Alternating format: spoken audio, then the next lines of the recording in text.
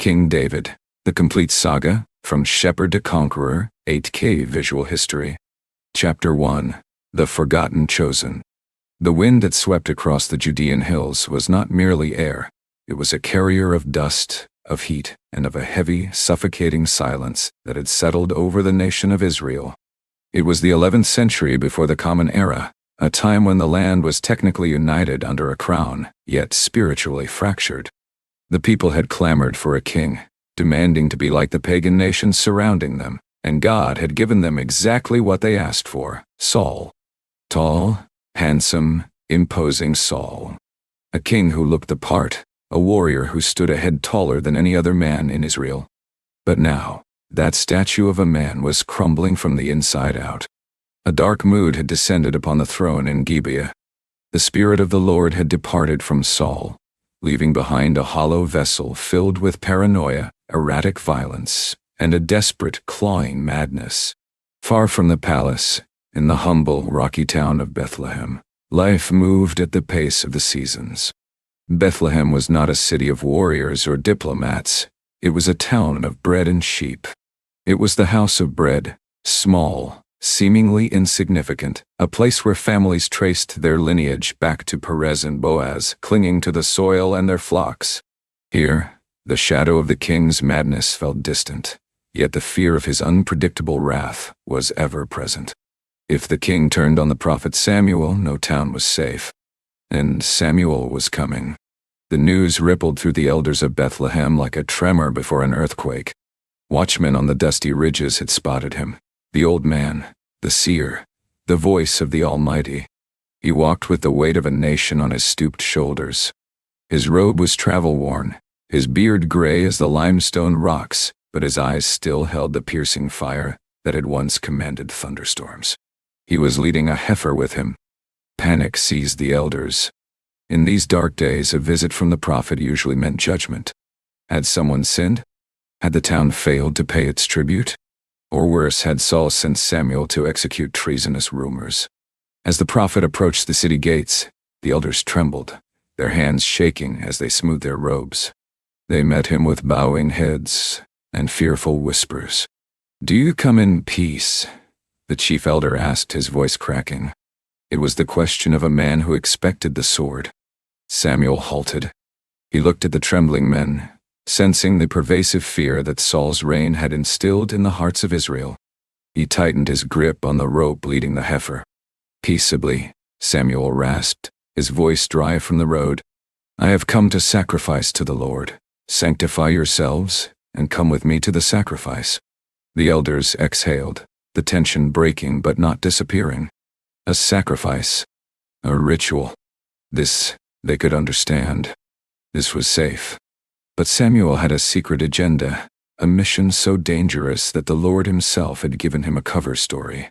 Hidden within the folds of his cloak, resting against his ribs, was a horn of oil. A ram's horn, filled with a golden liquid that had the power to change history. God had whispered to him in the sorrow of his nights, "How long will you mourn for Saul, seeing I have rejected him from reigning over Israel? Fill your horn with oil and go.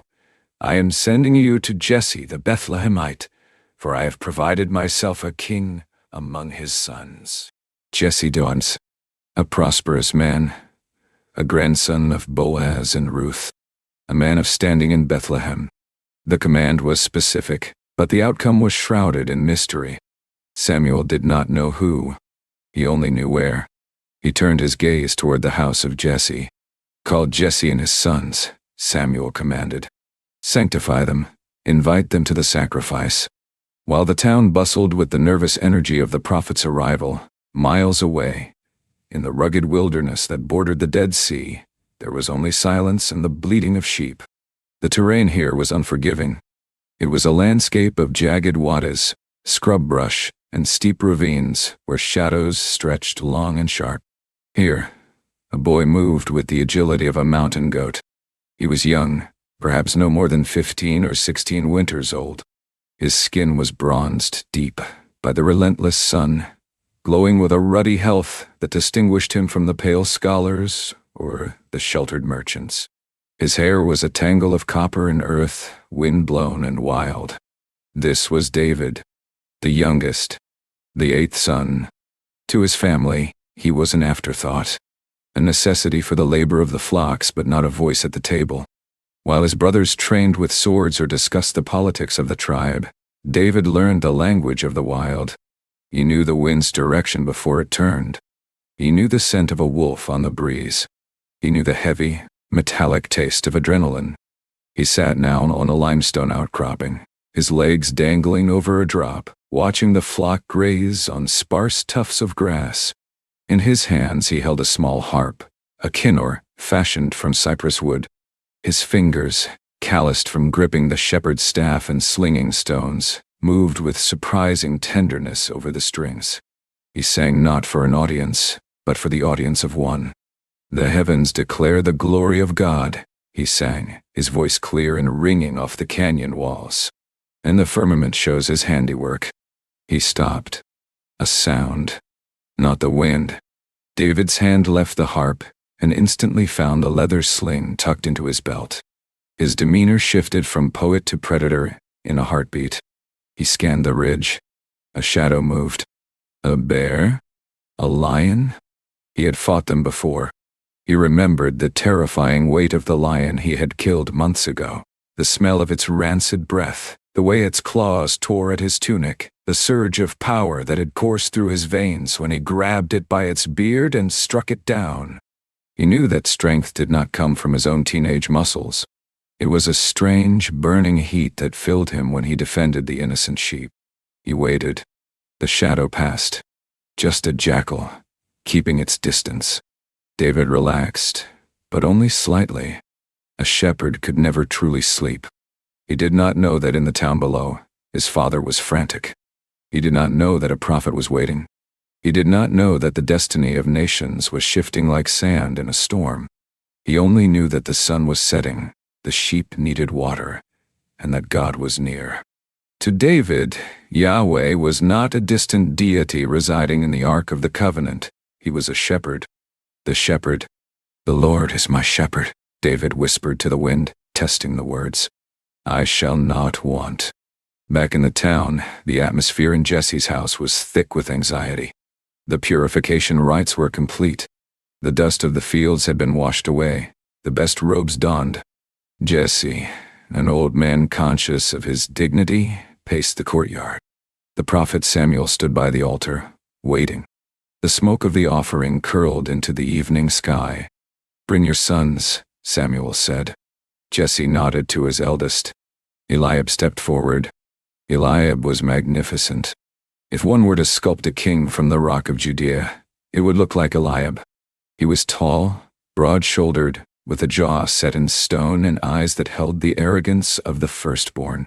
He wore his height like a crown. As he walked towards Samuel, the sunlight caught the edges of his tunic, making him gleam. Samuel's breath hitched. The old prophet, who had anointed Saul years ago, felt a familiar recognition. Saul was tall, Eliab was tall. Saul was beautiful, Eliab was beautiful.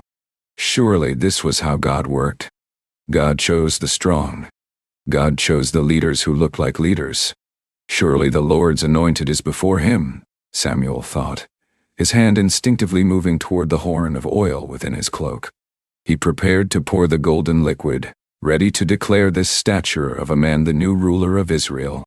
But, as his fingers brushed the horn, a voice, not audible to the ears, but thundering in his spirit, froze him in place.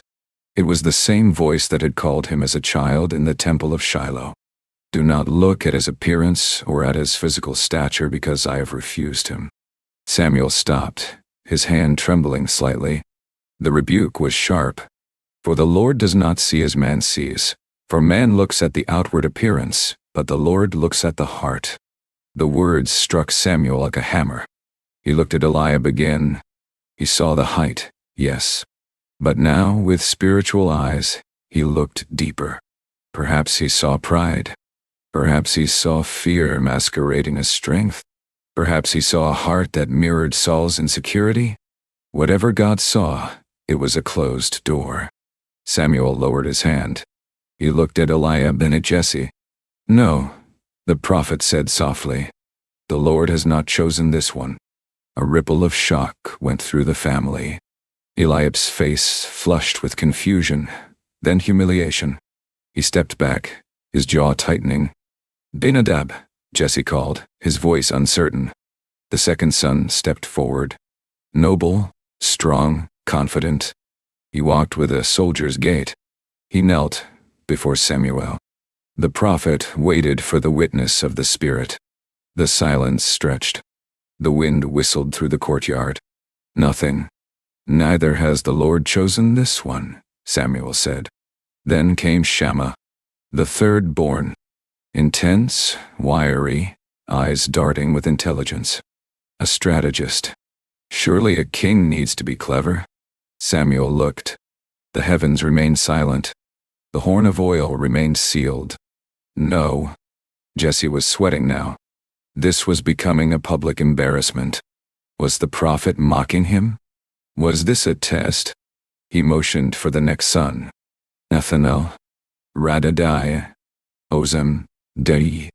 One by one, 7 sons of Jesse passed before the ancient seer. 7 young men, the pride of Bethlehem. 7 representations of human potential, strength, and heritage. And 7 times, the answer was silence. Samuel stood at the end of the line. He looked at the 7 men standing there. Confused, perhaps a bit angry. He looked at the horn of oil in his hand. God did not lie. God had sent him to the house of Jesse to anoint a king. The king had to be here. But the king was not here. The logic did not hold. Unless... Samuel turned his piercing gaze to Jesse. The father looked defeated, staring at the ground. "Are all the young men here?" Samuel asked. The question hung in the air, heavy with implication. Jesse sighed. It was a sigh of dismissal, of explanation for a trivial oversight. "There remains yet the youngest," Jesse admitted, waving a hand toward the hills as if pointing to a servant or a piece of furniture. "And there he is, keeping the sheep." The implication was clear. He is too young. He is not important. He is not dignitary's material. He smells of manure and wool. I did not think to wash him or bring him to a feast with the prophet of Israel. Samuel's eyes narrowed. The rebuke of God regarding the outward appearance rang fresh in his ears. The one who was missing was the one God was waiting for. "Send and bring him," Samuel commanded, and his voice allowed for no delay. "For we will not sit down to eat until he comes here." The feast was halted. The food grew cold. The elders shifted uncomfortably. The 7 brothers stood in awkward silence, their pride bruised. A servant was dispatched, running out of the courtyard, through the gates, and up the dusty trail toward the wilderness. David was pulling a thorn from a lamb's leg when he heard the running footsteps. He looked up, shielding his eyes against the dying sun. He recognized the servant from his father's house. The man was out of breath, his face red. "David," the servant shouted, his voice echoing off the canyon walls. "Come, quickly." David stood, wiping his hands on his tunic. "What is it? A lion? Raiders?" "The prophet," the servant gasped, bending over his knees. "Samuel, he is at the house. He has refused the feast. He has refused your brothers. He calls for you." David blinked. Samuel? The man who spoke with God? Why would he call for the shepherd? David looked down at his clothes. He wore a simple tunic, stained with grass and sweat. His sandals were worn thin. He smelled of the flock. "I cannot go like this," David said, reaching for his water skin to wash. "No time," the servant insisted, grabbing his arm. "He said we will not eat until you arrive. The whole town waits." David entrusted the flock to the servant, a rare reversal of roles, and began to run. He ran with the stamina built from chasing stray lambs up sheer cliffs. He ran not with the heavy, thumping gait of a soldier, but with the light, rhythmic stride of a creature of the wild. As he entered the town, people stared. Here was the youngest son of Jesse, running like a wild gazelle, hair flying, face flushed with exertion and health. He burst through the doors of his father's courtyard, breathless, his chest heaving. The silence in the courtyard was absolute. David stopped. He felt the eyes of his 7 brothers boring into him, eyes filled with confusion and perhaps a touch of scorn.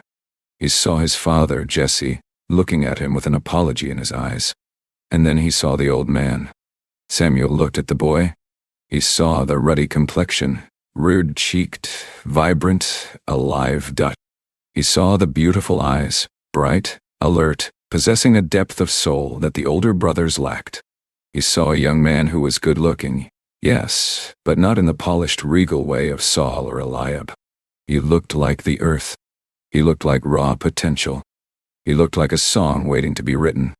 But more than that, Samuel felt it. The moment David stepped into the proximity of the prophet, the silence of heaven broke. The voice of God, which had been silent for 7 sons, now roared like a breaking dam in Samuel's spirit. "Arise, anoint him, for this is the one." There was no hesitation this time. No second-guessing. The choice was made. It defied logic. It defied tradition. The youngest? The shepherd? The one left in the field? Yes. Because while the brothers looked at mirrors, David looked at God.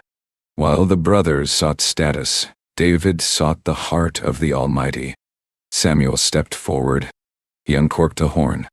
The smell of the holy oil, myrrh, cinnamon, cane, mingled with the smell of sheep and sweat radiating from David. David stood frozen. He did not know what was happening. He looked at his father, but Jesse was as stunned as he was. Samuel lifted the horn high. He tilted it. The oil poured out. It was thick, golden, and fragrant. It cascaded over David's copper hair, running down his forehead, dripping onto his eyelashes, sliding down his cheeks to his chin, and soaking into the collar of his dusty tunic. It was a mess. It was a blessing. And in that physical moment, something metaphysical shattered. The scripture records it simply. Then the Spirit of the Lord came upon David from that day forward. To the onlookers, it was just oil. But to David, it was fire. He felt a weight drop upon him that was heavier than any sheep, yet lighter than air. It was a rush of power, of clarity, of divine authority. It was the same Spirit that had once empowered Samson to tear lions, the same Spirit that had empowered Gideon to root armies. It entered the boy's chest and took up residence. His eyes widened. He looked at Samuel, and in that exchange of glances, a torch was passed. The old judge was fading. The new king was rising. But there was no crown. There was no throne. There was no royal robe presented. The oil dripped onto the dirt. The ceremony ended. Samuel capped the horn. It was empty. His mission was done. He looked at David one last time, a look of profound sorrow and hope. He knew what this boy would suffer. He knew the jealousy of Saul that would soon hunt him. But he also knew that the Lion of Judah had found its whelp. "Go," Samuel whispered, or perhaps he didn't speak at all. The aftermath was anticlimactic. The feast was eaten, but the mood had shifted. The brothers looked at David differently now, some with jealousy, some with fear. Eliab's eyes were cold. And what did the new king of Israel do? He did not march to Gibeah to demand the throne. He did not raise an army. He did not buy a chariot. David wiped the oil from his face, took his staff, and turned back toward the gate. The sun had set, and the stars were coming out. The sheep were waiting. He returned to the field. But as he walked back into the darkness of the wilderness, the shadows did not seem as deep. The howl of the jackal did not seem as sharp. He sat on his rock, under the vast canopy of the Milky Way, and picked up his harp.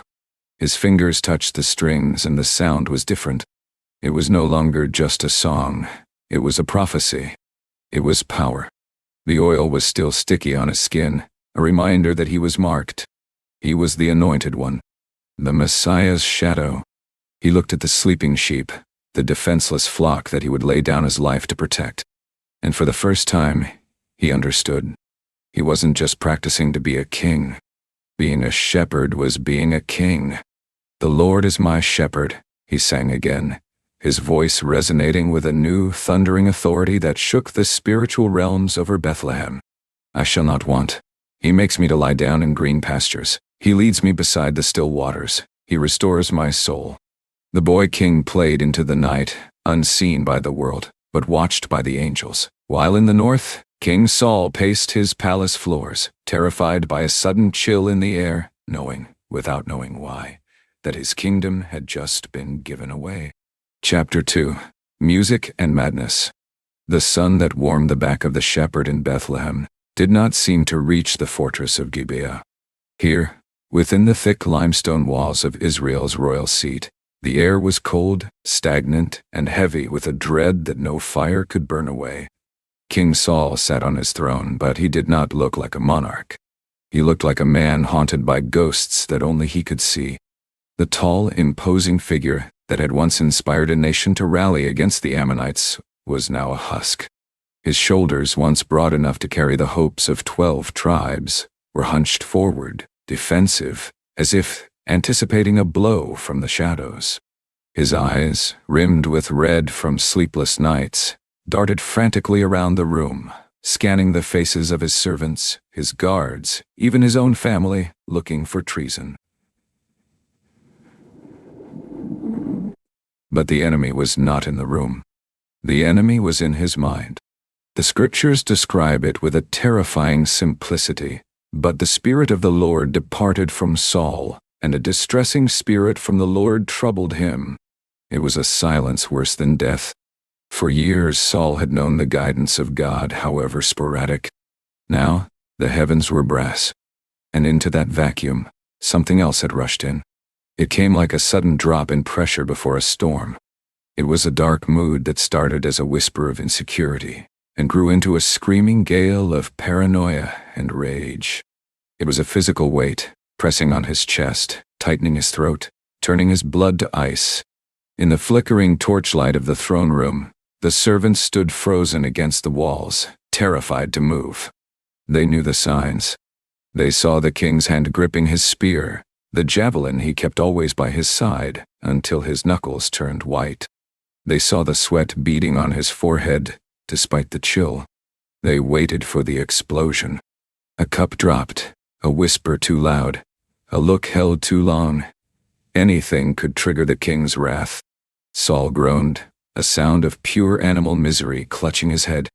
The headache was blinding, a spiritual migraine that tore at the fabric of his sanity.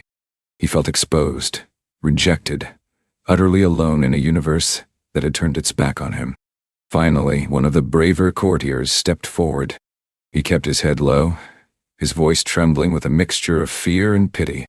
"Look now," the servant whispered into the silence. "A distressing spirit from God is troubling you. Let our master now command your servants, who are before you, to seek out a man who is a skillful player on the harp. And it shall be that he will play it with his hand when the distressing spirit from God is upon you, and you shall—" Saul looked up. The suggestion pierced through the fog of his agony. Music. It was a strange prescription for a warrior king. Not a physician with poultices, not a general with battle plans, but a musician. Yet, deep in his tortured soul, Saul knew that his battle was not of flesh and blood. Swords could not cut this enemy. Spears could not pierce this darkness. He needed something that could bypass the walls of his mind and speak peace to his spirit. "Provide me now a man who can play well," Saul rasped, his voice sounding like grinding stones. "And bring him to me." The room held its breath. Who would dare enter the lion's den? Who had the skill to tame a king's madness? A young man, one of the servants who managed the household, stepped into the light. He had been to Bethlehem. He had heard rumors. He had seen something in the hills that the others had not. "Look," the young man said, his voice gaining confidence. "I have seen a son of Jesse the Bethlehemite who is skillful in playing."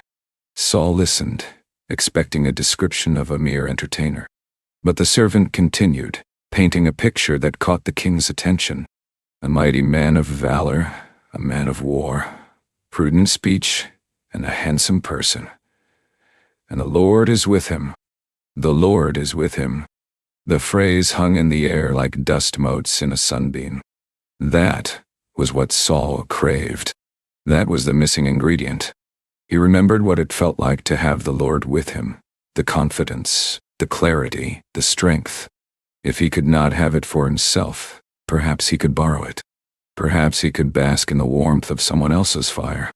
"Send messengers to Jesse," Saul commanded, leaning back into the shadows of his throne. "Say to him, 'Send me your son David, who is with the sheep.'"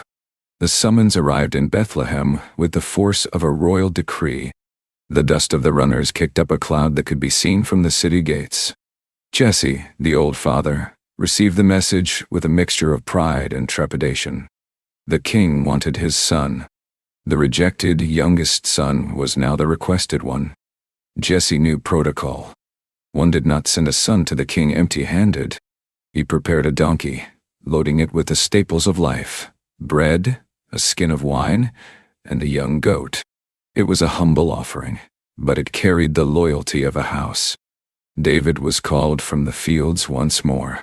He handed a staff to another, but he kept his harp. He washed the dirt of the sheepfold from his skin, trimmed his beard, and put on his best tunic. He did not know he was walking into a war zone. He thought he was going to play music. He did not know that the palace of Gibeah was a battlefield more dangerous than any lion's den. The journey was long, winding up from the Judean hills to the high plateau of Benjamin. As David approached the fortress of Gibeah, the landscape changed. The open freedom of the wilderness was replaced by the rigid structures of man. Stone towers, iron gates, the clatter of chariots, the shouting of captains. This was the center of power. David walked through the gates, leading his donkey. He was a speck of life in a place of stone. Soldiers looked him over. A boy with a harp? What business did he have here? But David walked with the peculiar confidence of the anointed. He did not shrink back. He observed everything: the way the guards held their spears, the tension in the officers' faces, the smell of fear that permeated the corridors. He was ushered into the throne room. The transition from the bright sun of the courtyard to the dim interior was jarring. The air was stale. The courtiers parted like the Red Sea, allowing the shepherd boy to approach the dais. And there, sitting in the gloom, was the king. David looked at Saul. He saw the ruin of a great man. He saw the height, the power, but he also saw the trembling hands and the haunted eyes. He did not see a monster. He saw a man in need of mercy. Saul looked at David. He saw the youth, the ruddy health, the beautiful eyes that Samuel had noticed. He saw a boy who looked like he had just stepped out of a dream of Israel's golden age. There was no guile in David's face, no hidden political agenda, no fear. Just a calm, steady presence that felt like cool water on a burn. The scripture says, "So David came to Saul and stood before him, and he loved him greatly." It was an instant connection. Saul saw in David the vitality he had lost. He saw a son who wouldn't betray him. "Let David stand before me," Saul told the messengers, "for he has found favor in my sight." But the test was yet to come. As the evening drew on, the shadows in the palace lengthened. The torches sputtered. The chatter of the court died down. And then it happened. The mood shifted. Saul's eyes glazed over. His breathing became ragged. The distressing spirit descended like a heavy blanket. The king's hands began to shake violently. He gripped the arms of his throne, his knuckles turning white. A low growl started in his throat. The courtiers scattered, pressing themselves against the back walls, eyes wide with terror. The king was turning. The madness was taking the wheel. "Play," a servant hissed at David, gesturing frantically. "Play now." David did not flinch. He did not run. He stepped forward, into the center of the room, into the danger zone where a spear could easily fly. He sat on a low stool, positioned his harp against his chest, and closed his eyes for a brief second. He tuned his heart to the frequency of heaven. Then, his fingers touched the strings. Pluck, dot, resonate. The sound was pure, clear, and mathematically perfect. It cut through the thick tension of the room like a diamond cutter through glass. David didn't play a frantic war march. He didn't play a chaotic dirge. He played the songs of the hills. He played the melodies he had composed under the stars, singing of the glory of God, the order of creation, the faithfulness of the shepherd. The music swirled around the throne. It was more than acoustic vibrations. It was spiritual authority. The melody acted as a barrier, a wall of light that pushed back the darkness encroaching on Saul's mind. Saul's head snapped up. He glared at the boy, his eyes wild, teeth bared. The darkness inside him hated the light. It wanted to destroy the source of this peace. But the music was relentless. It was a river of grace, flowing into a desert of despair. David continued to play. His hand was steady. He watched the king, not with fear, but with focus. He was fighting a bear again, but this time the bear was inside the king's soul. Slowly, agonizingly, the grip of the madness began to loosen. Saul's hands uncurled from the throne. The veins in his neck ceased their throbbing. The red haze in his vision began to recede, replaced by the flickering light of the torches. The king took a breath, a deep shuddering breath that rattled in his chest. Then another. His shoulders dropped. The monster receded back into the shadows. The human returned. Saul looked at David, really looked at him, through tears of exhaustion. The boy had done the impossible. He had chased away the demons without lifting a sword. The court exhaled. The silence that followed was not the silence of dread, but the silence of peace. From that day on, David's life split in two. He became the bridge between the sheepfold and the throne. Saul appointed him as his armor-bearer, a position of supreme trust. The boy who carried a harp would now also carry the king's shield. He would stand at the right hand of power. He would learn the art of war, the protocols of the court, and the complexities of leading a nation. God had placed the future king in the house of the present king to be trained. But as David walked the halls of the palace, carrying the king's armor during the day and soothing the king's soul at night, he remained watchful. He knew that the peace he brought was temporary. He knew the darkness was only sleeping, not dead.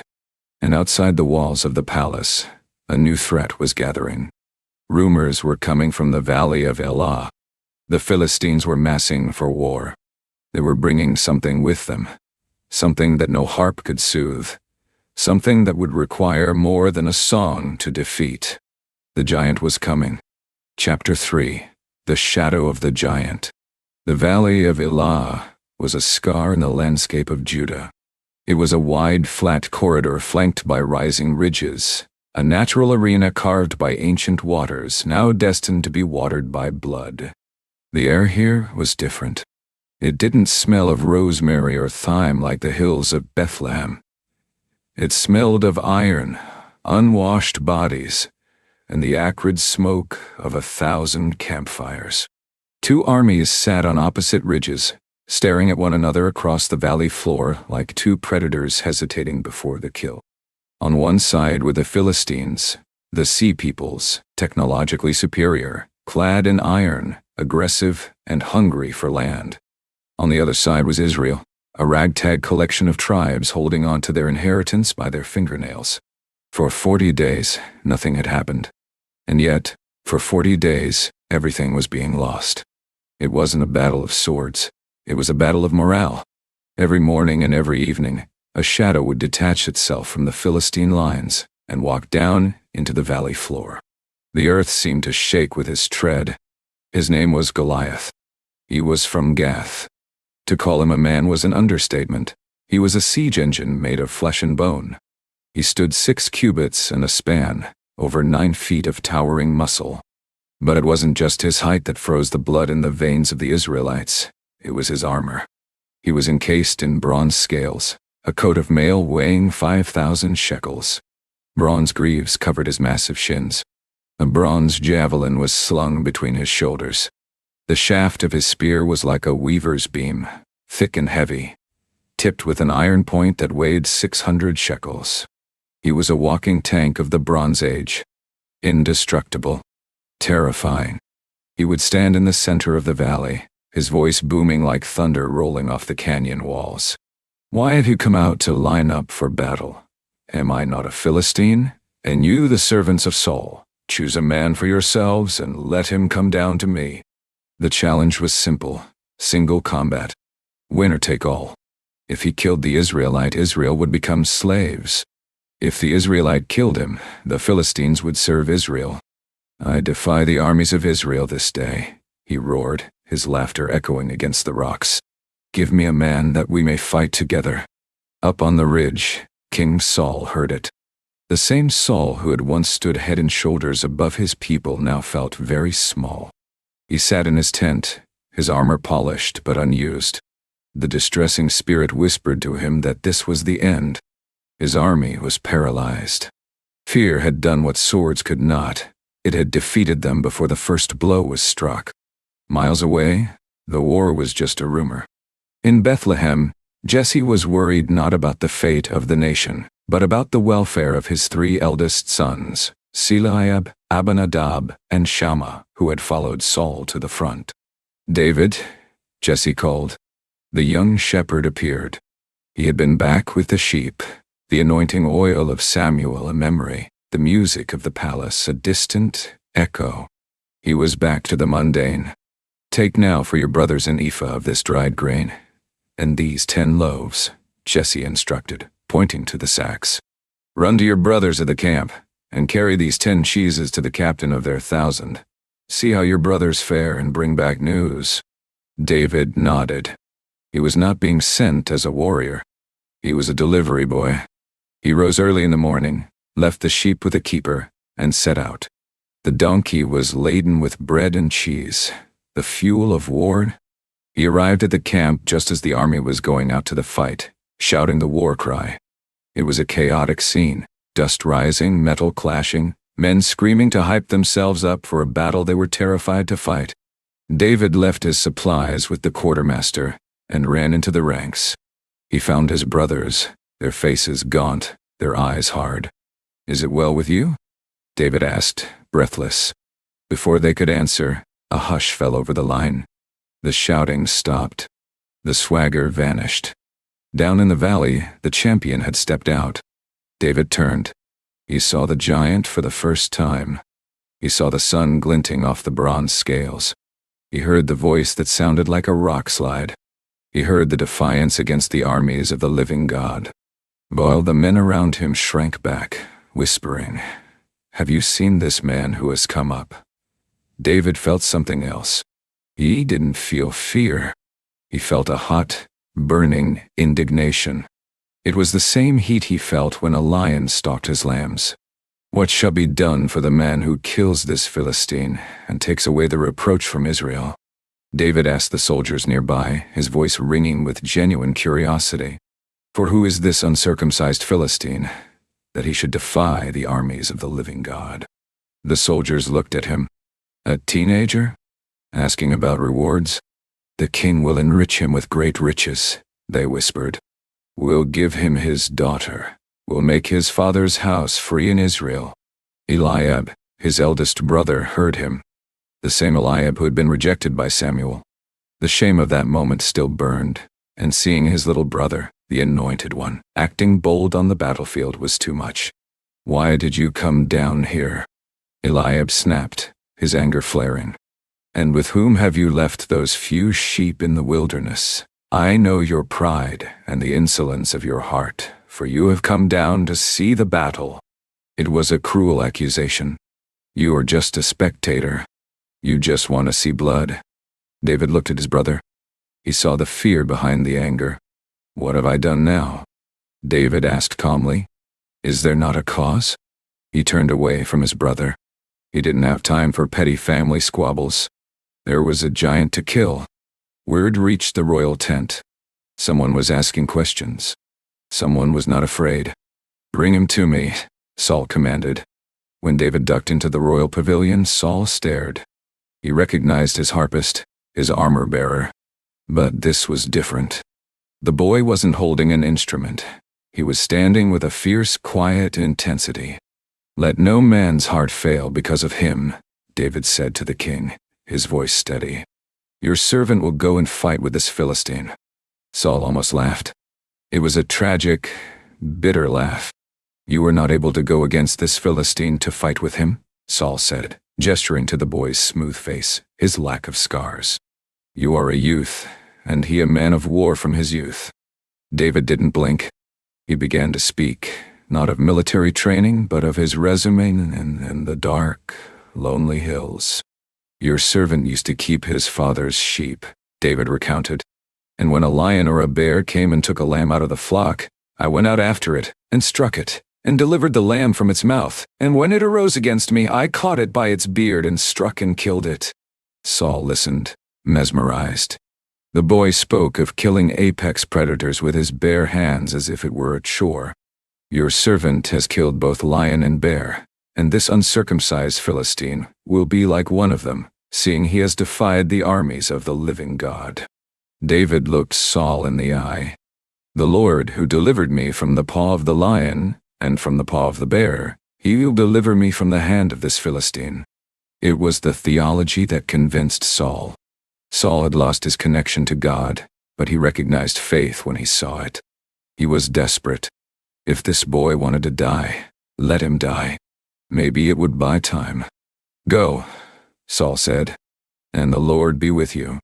But then, Saul made a mistake. He tried to turn David into Saul.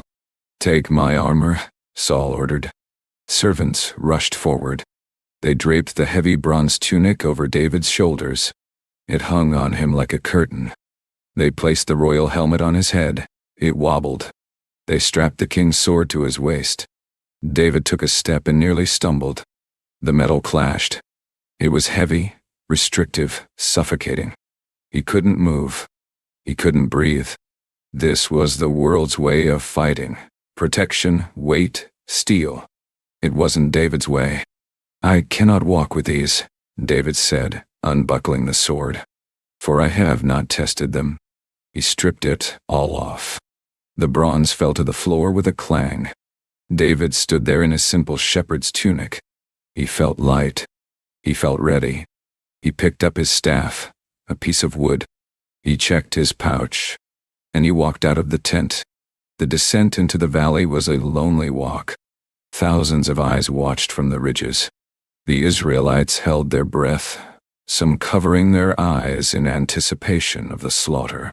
The Philistines began to point and laugh. David didn't look at the crowd.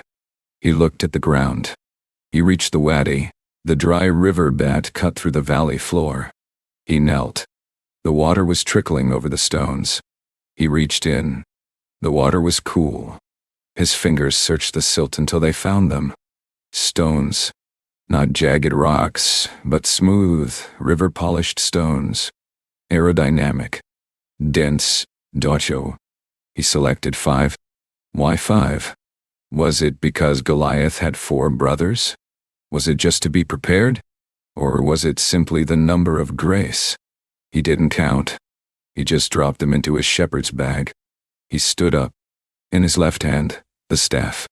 In his right hand, the sling, a strip of leather he had used 1,000 times to guide wayward sheep. He began to walk toward the giant. Goliath saw him coming. The giant squinted. He was expecting a champion in glittering armor. He was expecting a general. Instead, he saw a boy. A pretty boy with a stick. The insult was visceral. Goliath felt his blood boil. "Am I a dog that you come to me with sticks?" The giant roared, his voice shaking the ground. He cursed David by his gods, by Dagon, by Baal, by Astarte. "Come to me, and I will give your flesh to the birds of the air and the beasts of the field." The distance closed. The air crackled with tension. David stopped. He was close enough now to see the sweat on the giant's forehead, beneath the rim of the helmet. He shouted back, his voice clear, youthful, but ringing with the authority of the Ancient of Days. "You come to me with a sword, with a spear, and with a javelin," David cried out. "But I come to you in the name of the Lord of hosts, the God of the armies of Israel, whom you have defied." David began to run, not away from the giant, but toward him. A sprint of pure aggression. "This day the Lord will deliver you into my hand," David shouted as he ran. "And I will strike you and take your head from you. And this day I will give the carcasses of the camp of the Philistines to the birds of the air and the wild beasts of the earth, that all the earth may know that there is a God in Israel." His hand went to the bag. Fingers closed around a smooth stone. "Then all this assembly shall know that the Lord does not save with sword and spear. For the battle is the Lord's, and he will give you into our hands." Goliath took a heavy, lumbering step forward, raising his massive spear. David planted his foot. The sling began to spin. Whoosh, whoosh, whoosh. The leather hummed. It happened in a heartbeat. The release. The stone flew. It didn't arc. It drove straight and true, guided by a hand practiced in the wilderness and guided by the Spirit of God. Goliath had a helmet of bronze, but his forehead was bare. Thwack. The sound was sickeningly loud. The stone didn't bounce off. It sank. It crushed bone and buried itself deep into the frontal lobe of the giant. Goliath's eyes went wide. His motor functions ceased instantly. He didn't stagger. He didn't crumble. He fell like a chopped tree. Boom. Face first into the dirt. The clang of his armor echoed across the valley. Silence. Absolute, stunned silence. The Philistines watched their God-man fall. The Israelites blinked, unable to process what they had just seen. David didn't stop. He didn't celebrate. He knew the job wasn't finished. He ran to the fallen mountain of a man. He stood over him. David had no sword. He reached down and grasped the hilt of Goliath's own sword. It was heavy, enormous, but David pulled it from its sheath with a scrape of metal. He lifted it high. The sun caught the blade. With a grunt of exertion, he brought it down. The head of the giant was severed. David reached down, grabbed the thick, matted hair, and lifted the grisly trophy into the air. Blood dripped onto the valley floor. Then the spell broke.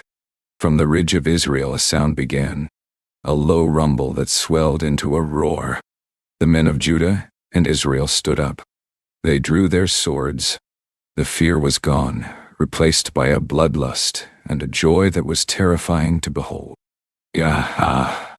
They charged down the slope like a landslide. The Philistines, seeing their champion dead, and a demon boy holding his head, broke rank. They turned and fled. The rout was on. The slaughter stretched all the way to the gates of Ekron and Gath. But in the center of the valley, amidst the rushing tide of soldiers, David stood still. He looked at the head in his hand, then at the empty armor of the giant. He wiped the sweat from his brow. He had walked into the valley a shepherd. He was walking out a legend. The shadow of the giant had been lifted, but a new shadow, the shadow of the king's jealousy, was about to fall upon him. Chapter 4. The Friend and the Enemy. The head of the giant did not stay in the valley of Elah. It traveled. David walked into the camp of Israel not merely as a victor, but as a phenomenon. He held the grisly trophy by its matted hair, the blood of the Philistine champion still drying on his hands. The adrenaline of the fight was fading, replaced by a strange, hyper-aware clarity. He was ushered into the royal tent of King Saul once more, but the atmosphere had shifted. Before, he was a servant. Now, he was a savior. Saul sat on his camp stool, staring at the boy. The king's relief at the victory was already curdling into something else, suspicion. Who is this son of Jesse? Saul asked himself. Where does he get this power? But standing beside the king was another figure, silent and observant. It was Jonathan, the crowned prince. Jonathan was everything Saul wished to be. He was a warrior of renown, the hero who had single-handedly climbed a cliff at Michmash to rout a Philistine garrison years before. He was noble, fierce, and deeply spiritual. As he watched David speak, humble yet radiating an undeniable anointing, something profound happened in the spiritual realm. The scriptures say, the soul of Jonathan was knit to the soul of David, and Jonathan loved him as his own soul. It wasn't just friendship, it was recognition. Deep calls unto deep. Jonathan looked at David and saw the same fire that burned in his own chest. He saw a man who trusted God more than steel. And in a moment of shocking humility, the crown prince did the unthinkable. As the meeting dispersed, Jonathan pulled David aside. The camp was bustling with soldiers stripping the dead Philistines, but in the quiet of the royal pavilion, a different kind of transfer was taking place. Jonathan began to unbuckle his robe, the royal robe of the heir apparent. He placed it on David's shoulders. It was heavy, woven with the colors of the tribe of Benjamin. Then Jonathan took off his armor. Piece by piece, he stripped himself of his defense and handed it to the shepherd. Then his sword. Then his bow. Even his belt. Visually, it was stunning. The prince was disarming himself to arm the peasant.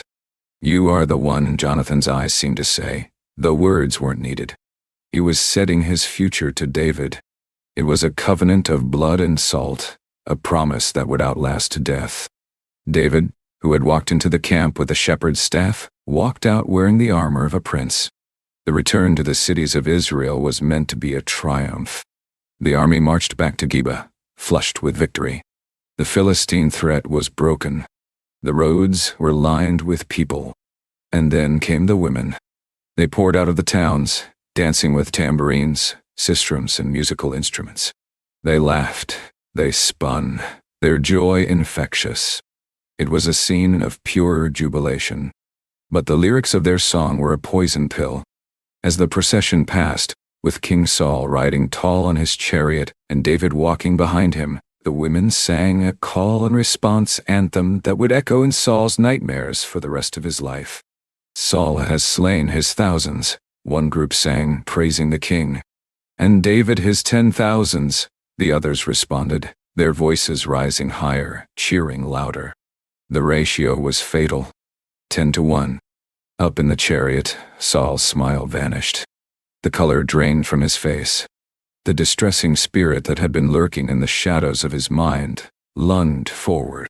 The math was simple, and Saul was good at counting cost.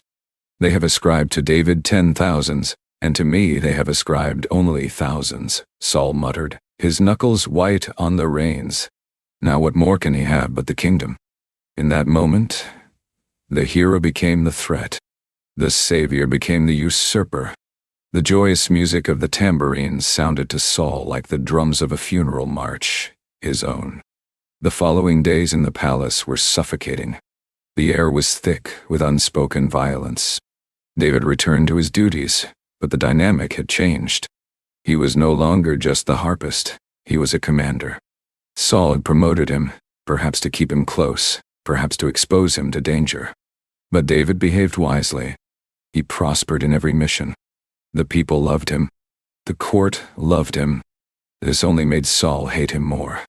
It came to a head in the throne room. It was a dark day. The shutters were drawn against the blinding Judean sun.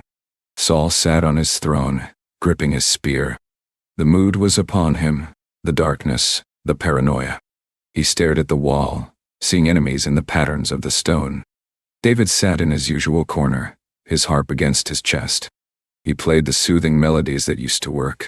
Pluck, dot, resonate, peace, totty. But peace was no longer welcome in Saul's heart. Saul watched the boy's fingers moving over the strings. He looked at David's neck, exposed and vulnerable. A voice in Saul's head whispered, "Strike him, pin him to the wall. End it now." The impulse bypassed reason. It was a spasm of pure malice. Saul stood up. His arm drew back. The muscles coiled. Flash. The spear left his hand with a lethal hiss. It was a throw practiced in 100 battles, designed to kill instantly. David didn't look up, but his spirit was alert. Instinct, honed by dodging wild beasts, took over. He twisted his body. Crack. Two. The iron tip of the spear smashed into the limestone wall, vibrating with the force of the impact, exactly where David's head had been a fraction of a second before. Dust crumbled from the wall. The music stopped. David looked at the spear, then at the king. Saul stood panting, his eyes wide, realizing he had missed. A fear gripped Saul, a fear of the boy. How did he move so fast? Was God literally pushing him out of the way? David did not attack. He did not shout. He retreated. He slipped out of the room, leaving the spear embedded in the wall as a testament to the death of their relationship. Saul realized he could not kill David openly. The people would revolt. He needed a plan. He needed an accident. He needed the Philistines to do his dirty work. He called David to him a few days later, wearing the mask of a benevolent father-in-law. "Here's my older daughter Merab," Saul said, forcing a smile. "I will give her to you as a wife. Only be valiant for me, and fight the Lord's battles." The subtext was clear. Go to the front lines. Dia hero. David, ever humble, bowed. "Who am I, and what is my life or my father's family in Israel, that I should be son-in-law to the king?" But Saul was fickle. Before the wedding could happen, he gave Merab to another man. It was a calculated insult, designed to provoke David to anger. But David swallowed the pride. He did not rebel. Then, a new piece of intelligence reached Saul's ears. Michal loves him. Michal, the younger daughter. The one who is fierce, passionate, and perhaps a bit like her father. She watched David from the palace windows. She had fallen for the warrior poet. Saul smiled. A cruel, twisted smile. "I will give her to him," Saul thought, "that she may be a snare to him, and that the hand of the Philistines may be against him." He sent his servants to whisper in David's ear, "The king delights in you. He wants you to be his son-in-law." David was cautious. "Does it seem to you a light thing to be a king's son-in-law, seeing I am a poor man and lightly esteemed?" The trap was sprung. The servants reported back to Saul. "Tell him this," Saul commanded. "The king does not desire any dowry but 100 foreskins of the Philistines to take vengeance on the king's enemies." It was a suicide mission. Not gold, not sheep, or skins. A gruesome proof of kill. To get 100, David would have to engage in close-quarters combat 100 times. The odds of surviving 100 duels were non-existent. Saul leaned back on his throne, satisfied. David would die in the dust of some border skirmish, and Saul's hands would be clean. David received the message. He did not see a trap. He saw a price tag. And to a man of valor, the price was payable. He gathered his men, the rough band of fighters who were beginning to gravitate toward him. They moved out under the cover of a moonless night. They didn't go to the main battle lines. They went deep into enemy territory. The raid was brutal. It was not the poetic duel of Goliath. This was gritty, bloody warfare. David moved like a phantom through the Philistine outposts. The flash of steel, the muffled cries, the dragging of bodies. 1.D. 10. 50. David did not stop at 100. He was not a man of half measures. If the king wanted vengeance, David would give him a slaughter. He returned to the palace before the days were expired. He marched into the courtyard, his men carrying sacks heavy with the grim currency of war. Saul came out, expecting to hear news of David's death. Instead, the sacks were upended before the throne. The court gasped. The count began. 100. Silence. 150. Saul's eyes widened. 200. Double the price. David stood there, blood spattered, chest heaving, looking at the king. He had not just met the demand, he had crushed it. He had turned the trap into a triumph. Saul looked at the pile of gruesome trophies, then at David. The fear in Saul's gut turned into a cold, hard stone. He realized then that he was powerless. He could not stop this. Every trap he laid became a stepping stone for David's ascent. Saul had to honor his word. He gave Michal to David to be his wife. The wedding was a hollow victory for the king. As he watched his daughter take David's hand, he saw the look in her eyes. She loved him. Jonathan loved him. The people loved him. God was with him. Saul was alone. The scriptures conclude this chapter of his life with a chilling finality. Saul was still more afraid of David. So Saul became David's enemy continually. The Cold War was over. The hunt was about to begin. David went home to his new wife, to the arms of the princess, but he slept with one eye open. He knew the spear had missed once. It would not miss twice. The palace, once a place of music and honor, had become a cage. And soon, the bird would have to fly. Chapter 5. The Fugitive of Adullam. The fall was sudden. In the span of a single sunset, David went from being the son-in-law of the king to being the most wanted man in Israel. The spear in the wall had been the declaration of war. Now the assassins were the instruments. They surrounded David's house in the darkness, lurking in the shadows of the Gibeah streets like wolves, waiting for a wounded deer to emerge. Saul had given the order, "Watch the house, kill him in the morning." Inside the house, the air was thick with panic. Michal, the princess who had fallen in love with the warrior, was now the only thing standing between him and death. She knew her father. She knew the look in his eyes. "If you do not save your life tonight," she whispered, clutching David's tunic, her eyes wide with urgency, "tomorrow you will be killed." There was no time for packing. No time to gather his armor, his wealth, or the accolades of his victories. David had to leave as he had entered the world, with nothing. Michal led him to a window at the back of the house, away from the street where the watchers stood. She tied a rope around his waist. It was a humiliating reversal for the conqueror of Goliath. He who had led armies was now being lowered like a thief in the night by his wife. David's feet touched the ground.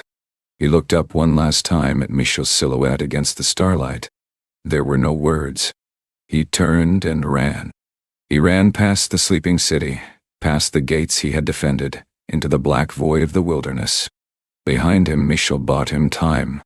She took the teraphim, a household idol, large as a man, and tucked it into David's bed. She covered it with a quilt and placed a pillow of goat's hair at the head. When Saul's messengers kicked down the door in the morning, demanding to see the traitor, she pointed to the bed. "He is sick," she lied.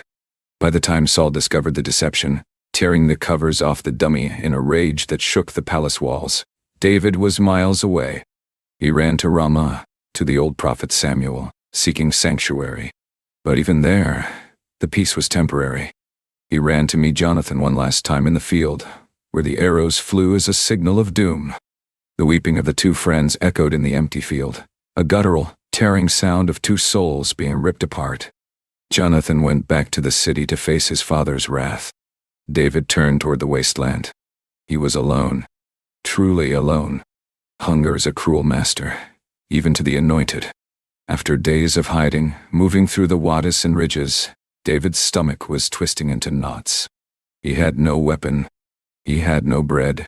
He was dangerously close to Jerusalem, still a Jebusite stronghold, and needed to find a place of safety. He stumbled toward the city of Nob. This was the city of priests, a sanctuary where the tabernacle of the Lord currently rested. Ahimelech the priest was standing by the entrance when he saw the figure approaching. He squinted. It looked like David, the king's son-in-law. But where was his entourage? Where were his guards? Why was he covered in dust, his eyes wild, looking over his shoulder? Fear gripped the priest. "Why are you alone?" Ahimelech asked, his voice trembling. "And no one is with you?" David, the man after God's own heart, looked at the priest and lied. It was a desperate lie of survival. "The king has ordered me on some business," David said, his voice raspy. "And he said to me, 'Do not let anyone know anything about the business on which I send you. I have directed my young men to such and such a place.'" Ahimelech looked doubtful, but he respected the rank. "Now therefore," David pressed, "what have you under your hand? Give me 5 loaves of bread in my hand, or whatever can be found." Ahimelech hesitated. "There is no common bread on hand, but there is holy bread, the showbread, the bread of the presence. 12 loaves baked fresh every Sabbath, placed on the golden table before the Lord. It was lawful only for the priests to eat. To give it to a soldier, even a royal one, was a violation of ritual law. Do you die?" But Ahimelech looked at the starving man. He saw the life draining out of him. In an act of mercy that Jesus himself would later quote, the priest prioritized life over ritual. He handed David the hallowed bread. David ate it like a starving wolf, tearing into the sanctity of the offering to sustain his mortal frame. Is there not here on hand a spear or a sword? David asked between bites, wiping crumbs from his beard. For I have brought neither my sword nor my weapons with me, because the king's business required haste. Ahimelech nodded slowly. The sword of Goliath the Philistine, whom you killed in the valley of Elah, there it is, wrapped in a cloth behind the ephod. If you will take that, take it. For there is no other except that one here. David's eyes lit up. There is none like it, he said. Give it to me. The priest unwrapped the cloth. The massive bronze blade gleamed in the dim light of the sanctuary. It was heavy, weighted with memory. David gripped the hilt. It fit differently now. When he first held it, he was a boy standing over a corpse. Now, he was an outlaw holding the only thing that stood between him and death. But as he turned to leave, a shadow moved in the corner of the courtyard. David froze. He saw a man leaning against a pillar, watching him. Dark skin, narrowed eyes, a shepherd's crook in his hand. Doeg the Edomite, Saul's chief herdsman. Doeg didn't say a word. He just watched. But in his cold, calculating stare, David saw the future. He saw betrayal. He saw blood. David gripped the giant's sword tighter and fled the city of priests, knowing he had just signed their death warrant by merely being there. Panic breeds bad decisions. In his terror of Saul, David ran in the only direction Saul wouldn't follow. He ran west, down from the hills of Judah, across the Shephelah, and straight into the jaws of the enemy. He went to Gath. It was madness. Gath was the capital of the Philistines. It was the hometown of Goliath. David walked through the gates carrying the very sword that had cut off their hero's head. Perhaps he thought he could offer his services as a mercenary. Perhaps he thought he could disappear in the crowd. It took less than an hour for the whispers to start. David was brought before Achish, the king of Gath. The court was buzzing. The Philistine lords were pointing at him, murmuring angrily. Is this not David the king of the land? They hissed. Did they not sing one to another of him in dances, saying, Saul has slain his thousands, and David his 10,000s. They knew the song. They knew the face. David stood in the center of the hostile court, surrounded by ironclad warriors who wanted to tear him apart. He realized his mistake instantly. He was trapped. If he acted like the warrior David, they would kill him as an enemy combatant. He had to be someone else. He had to be someone beneath killing. So, the sweet psalmist of Israel, the conqueror of giants, did the unthinkable. He let his jaw go slack. He allowed his eyes to roll back in his head. He began to scratch at the doors of the gate, digging his fingernails into the wood until they bled. He let saliva, thick, ropey spittle, dribble down into his beard, staining the hair. He fell to his knees, scrabbling in the dirt, making guttural, animal noises. King Achish looked at him with disgust. He didn't see a rival king, he saw a lunatic. A broken, drooling madman. Look, you see the man is acting like a madman. Achish shouted at his servants. Why have you brought him to me? Have I need of madmen, that you have brought this fellow to play the madman in my presence? Shall this fellow come into my house? Get him out, the king ordered. David was thrown out of the city like a stray dog. He tumbled into the dust outside the gates, the laughter of the Philistines ringing in his ears. He scrambled to his feet and ran, wiping the spit from his beard, his dignity shattered, but his life intact. He had survived, but at what cost? He was too Philistine for Israel, and too Israelite for the Philistines. He belonged nowhere. He climbed back up into the Judean wilderness, seeking the wildest, most inhospitable place he could find. He found it near the border of the Shephelah, the cave of Adullam. It was a complex of limestone caverns, damp, dark, and smelling of bat guano. David crawled into the back of the deepest cave. He sat in the darkness, his back against the cold stone. The silence was absolute. This was rock bottom. He had no wife. He had no best friend. He had no prophet. He had no job. He had no reputation.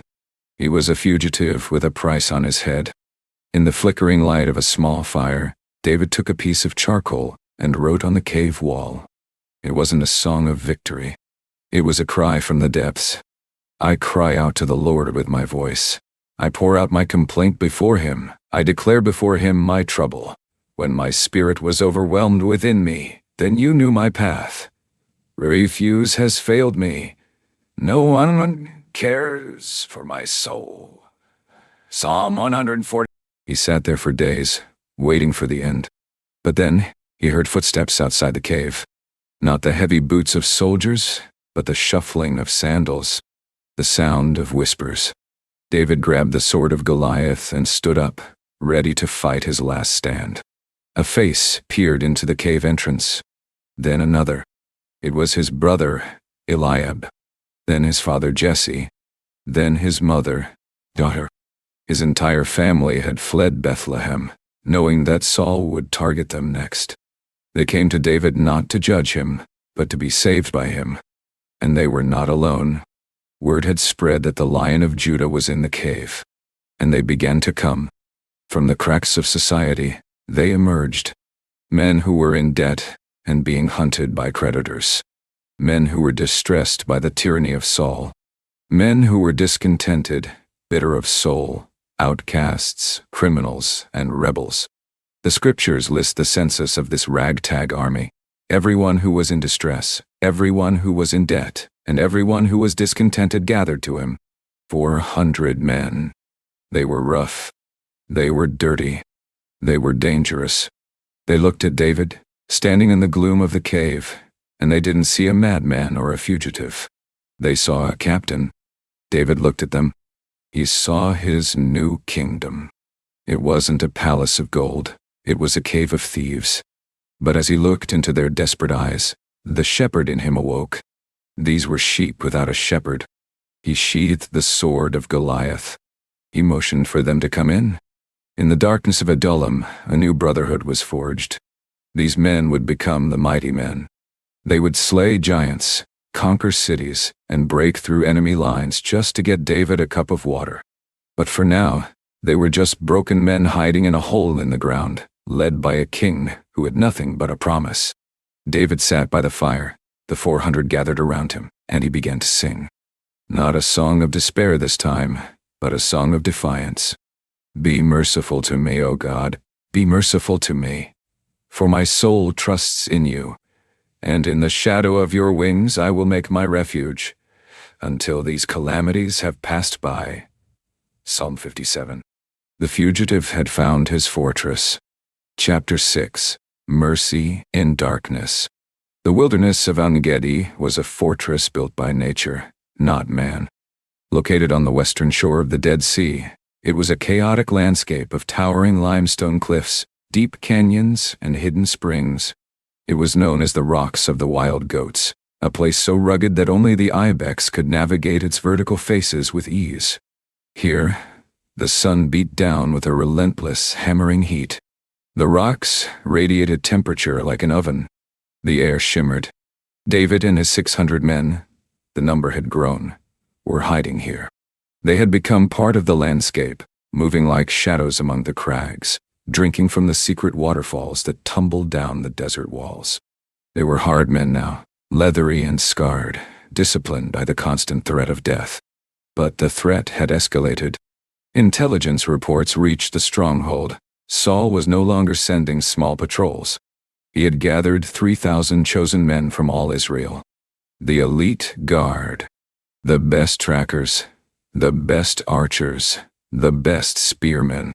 The ratio was 5-1, and the king was leading them himself. Saul's obsession had turned into a fever.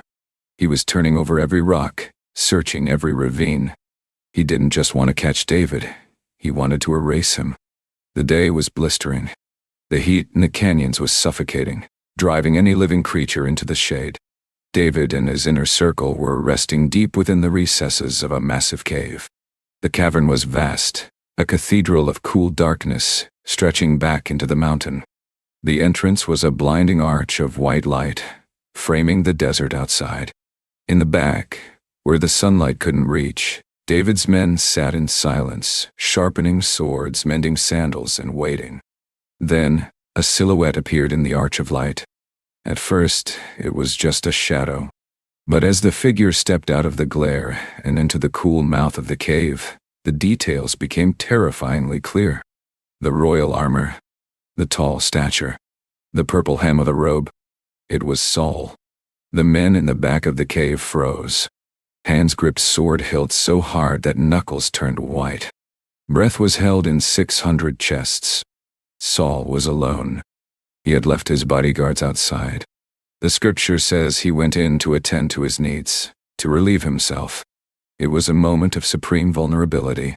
The king of Israel, the hunter, the tyrant, was standing just yards away, unguarded, his robe lifted, distracted by the mundane necessity of nature.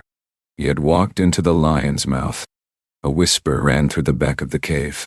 It was Abishai, or perhaps Job, one of the violent, pragmatic men who followed David. "This is the day of which the Lord said to you," the whisper hissed in David's ear, trembling with excitement.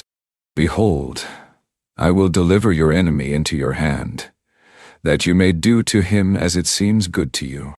The logic was flawless. God had orchestrated this. Why else would Saul choose this specific cave out of thousands in Engedi? Why else would he come in alone? It was a divine setup, a gift. "Kill him," the eyes of his men screamed. One thrust of the sword. "The war ends today. We go home. You become king." David stood up slowly. He moved with the silence of a leopard. He drew his knife. The men watched, grinning in the dark. Finally, David crept forward. The floor of the cave was dusty, silencing his footsteps. He closed the distance. He could hear Saul's breathing. He could smell the sweat on the king's skin. He was close enough to touch him, close enough to slice his throat. David reached out. His hand held the knife. He looked at the exposed back of the man who had hunted him like a dog for years. The man who had given his wife to another. The man who had slaughtered the priests of Nob. Justice was right there.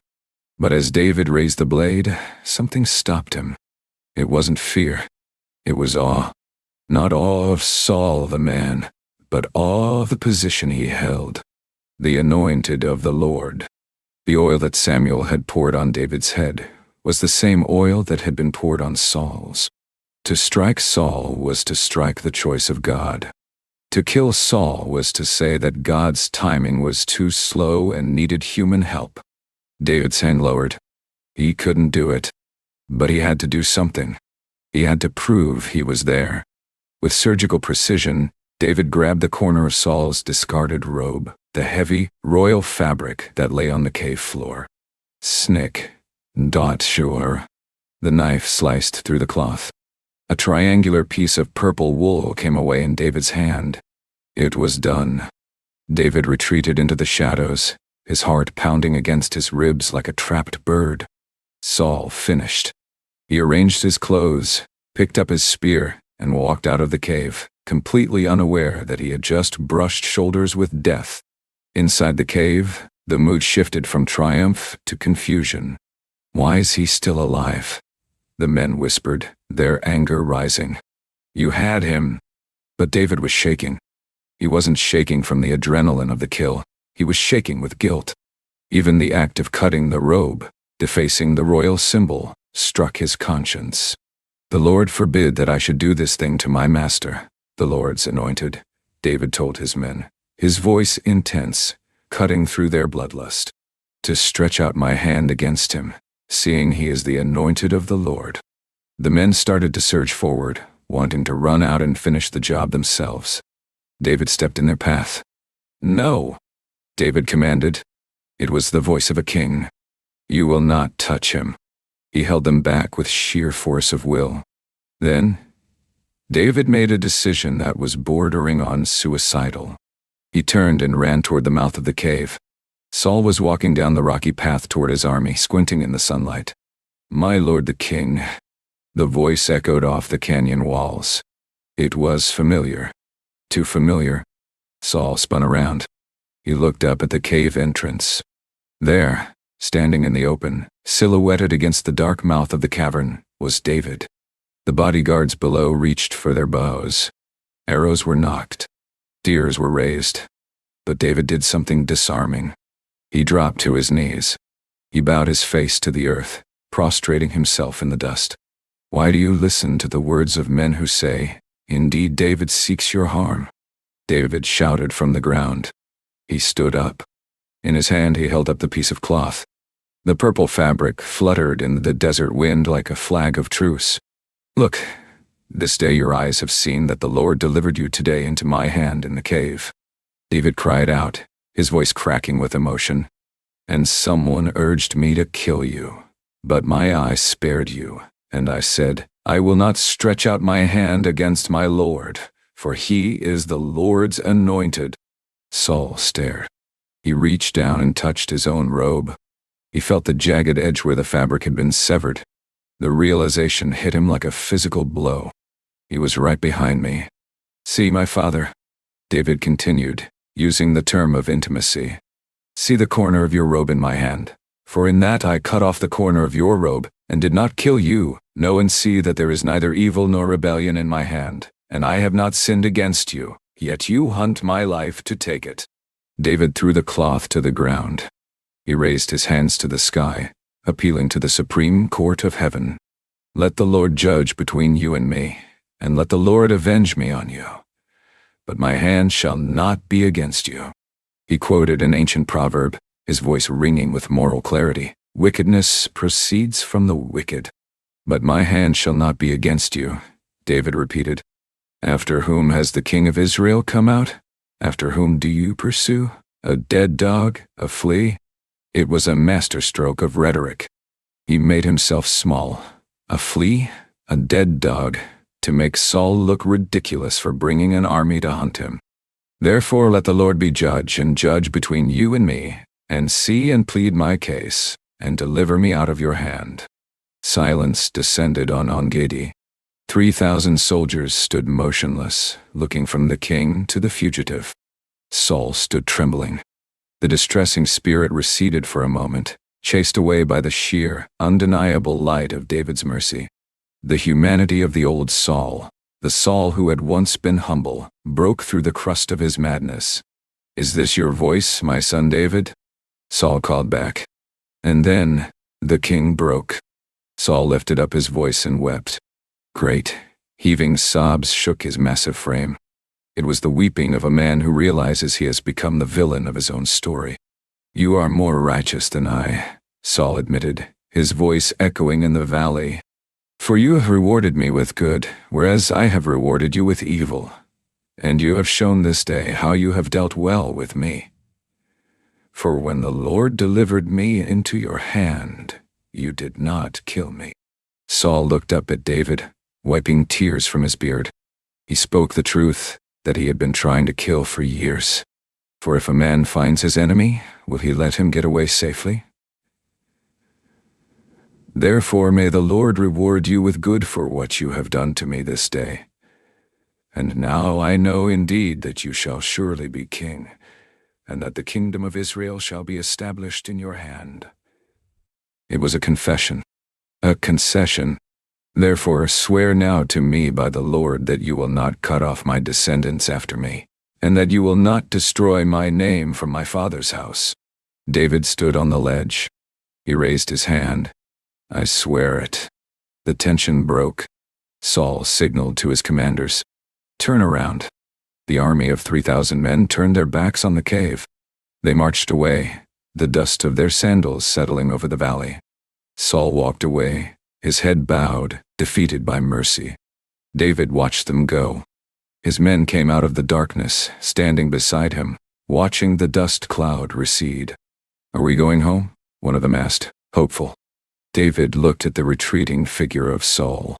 He knew the king's tears were genuine, but he also knew they were temporary.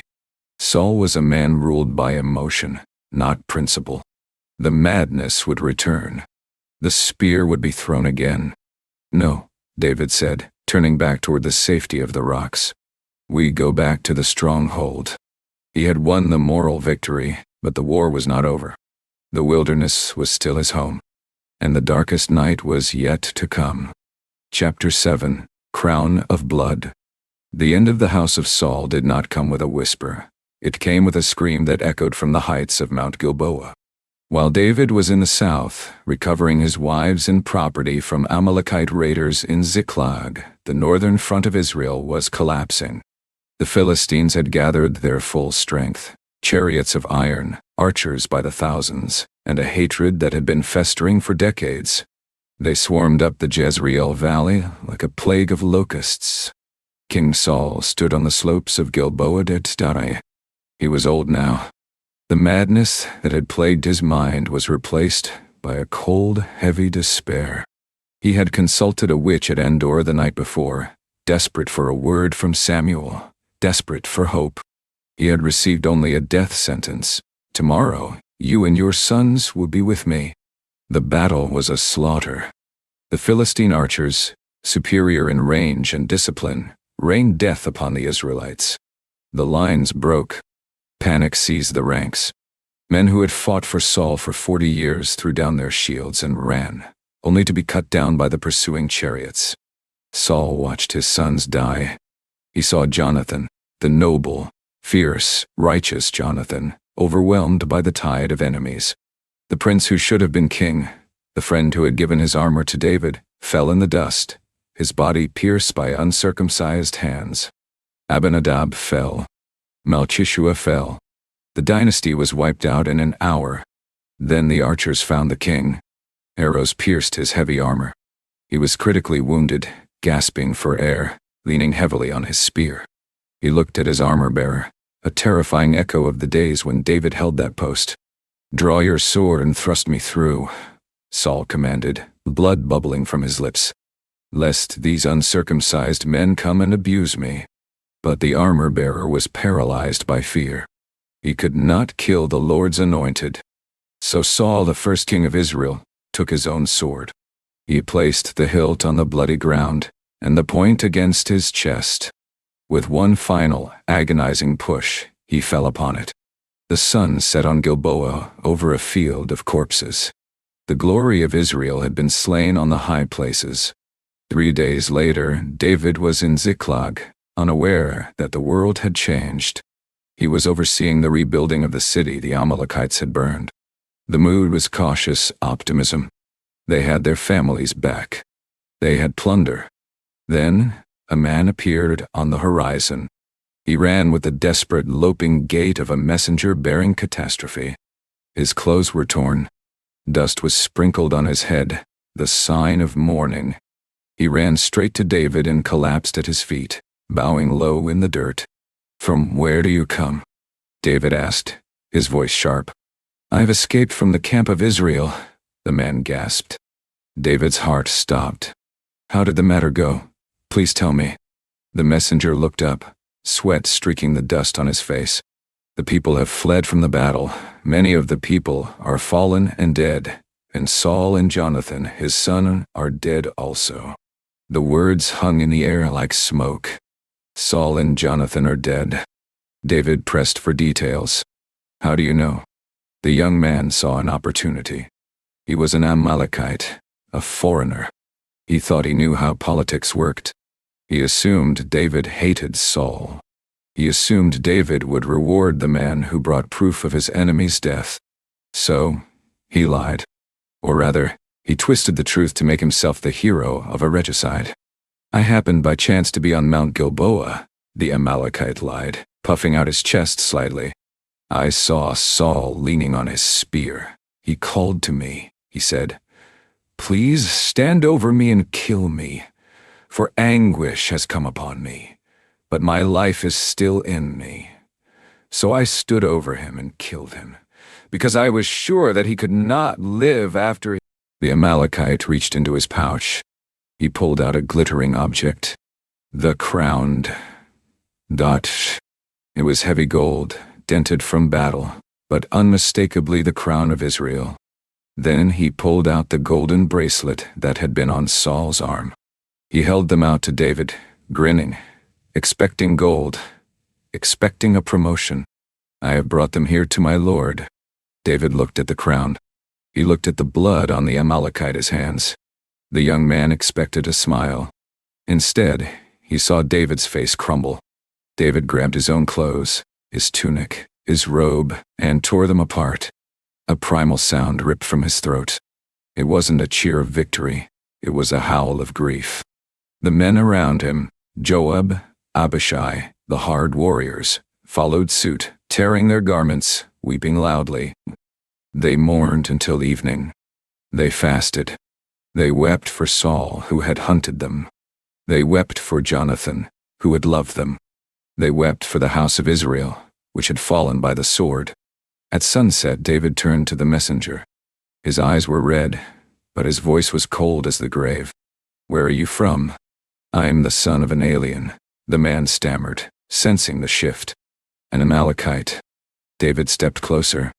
"How was it that you were not afraid to put forth your hand to destroy the Lord's anointed?" The logic of the mercenary crumbled before the theology of the king. To David, the crown was not a prize to be stolen. It was a burden to be bestowed by God.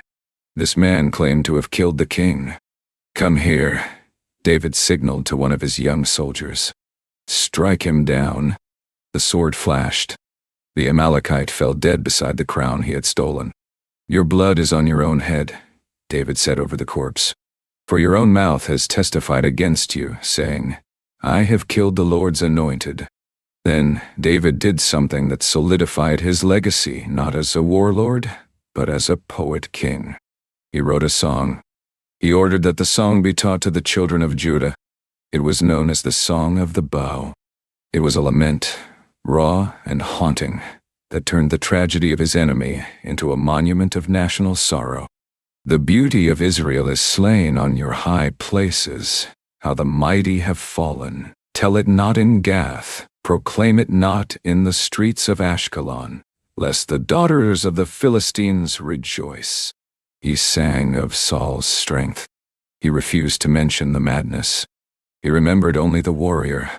Saul and Jonathan were beloved and pleasant in their lives, and in their death they were not divided. They were swifter than eagles. They were stronger than lions.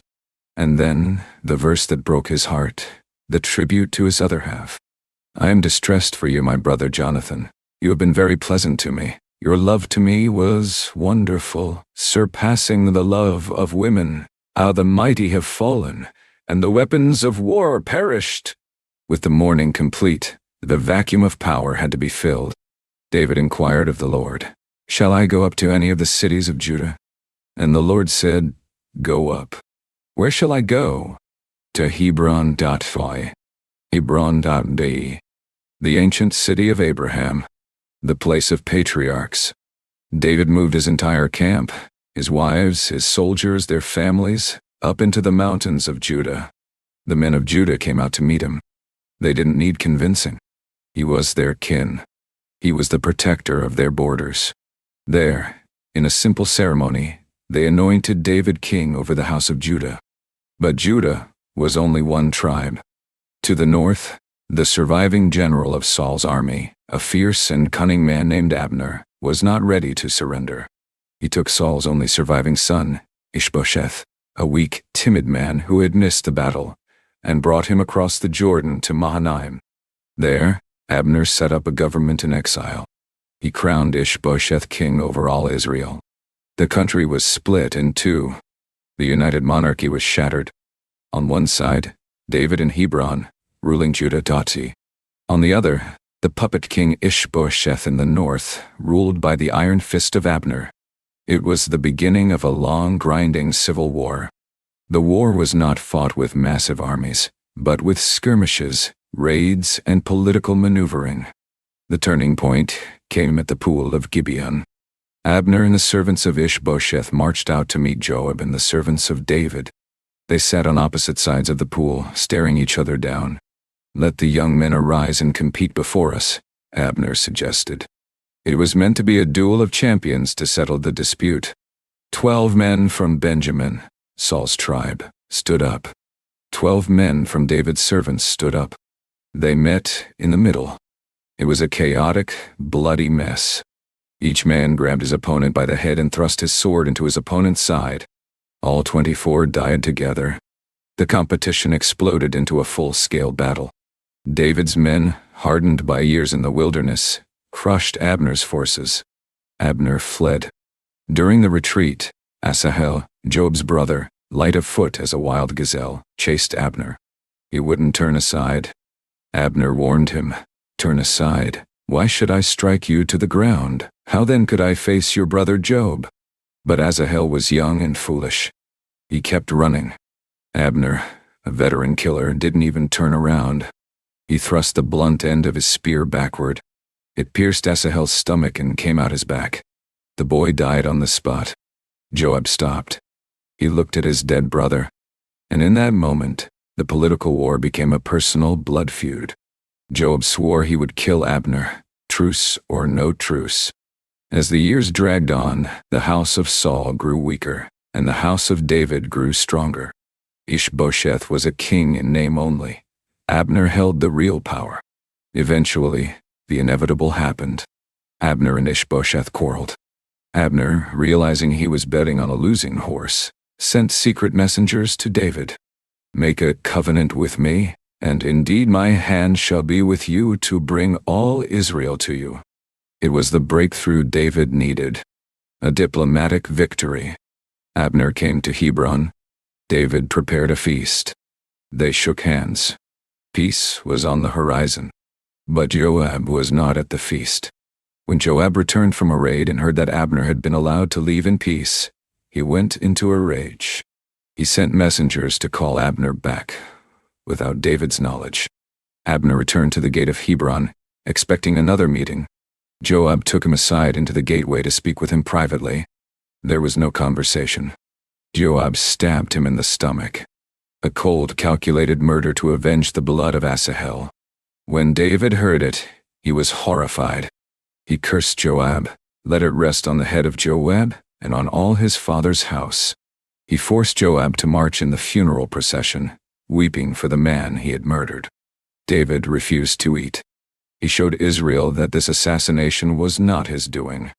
"Do you not know that a prince and a great man has fallen this day in Israel?" David lamented, "And I am weak today, though anointed king. And these men, the sons of Zeruiah, are too harsh for me." With Abner dead, Ishbosheth's reign collapsed. Two of his own captains, Rechab and Baanah, decided to expedite the inevitable. They slipped into the king's house at noon while he was napping. They murdered him in his bed, cut off his head, and ran all night to Hebron. They brought the head of Ishbosheth to David, expecting a reward. History repeated itself. "As the Lord lives, who has redeemed my life from all adversity," David said, looking at the gruesome trophy with disgust.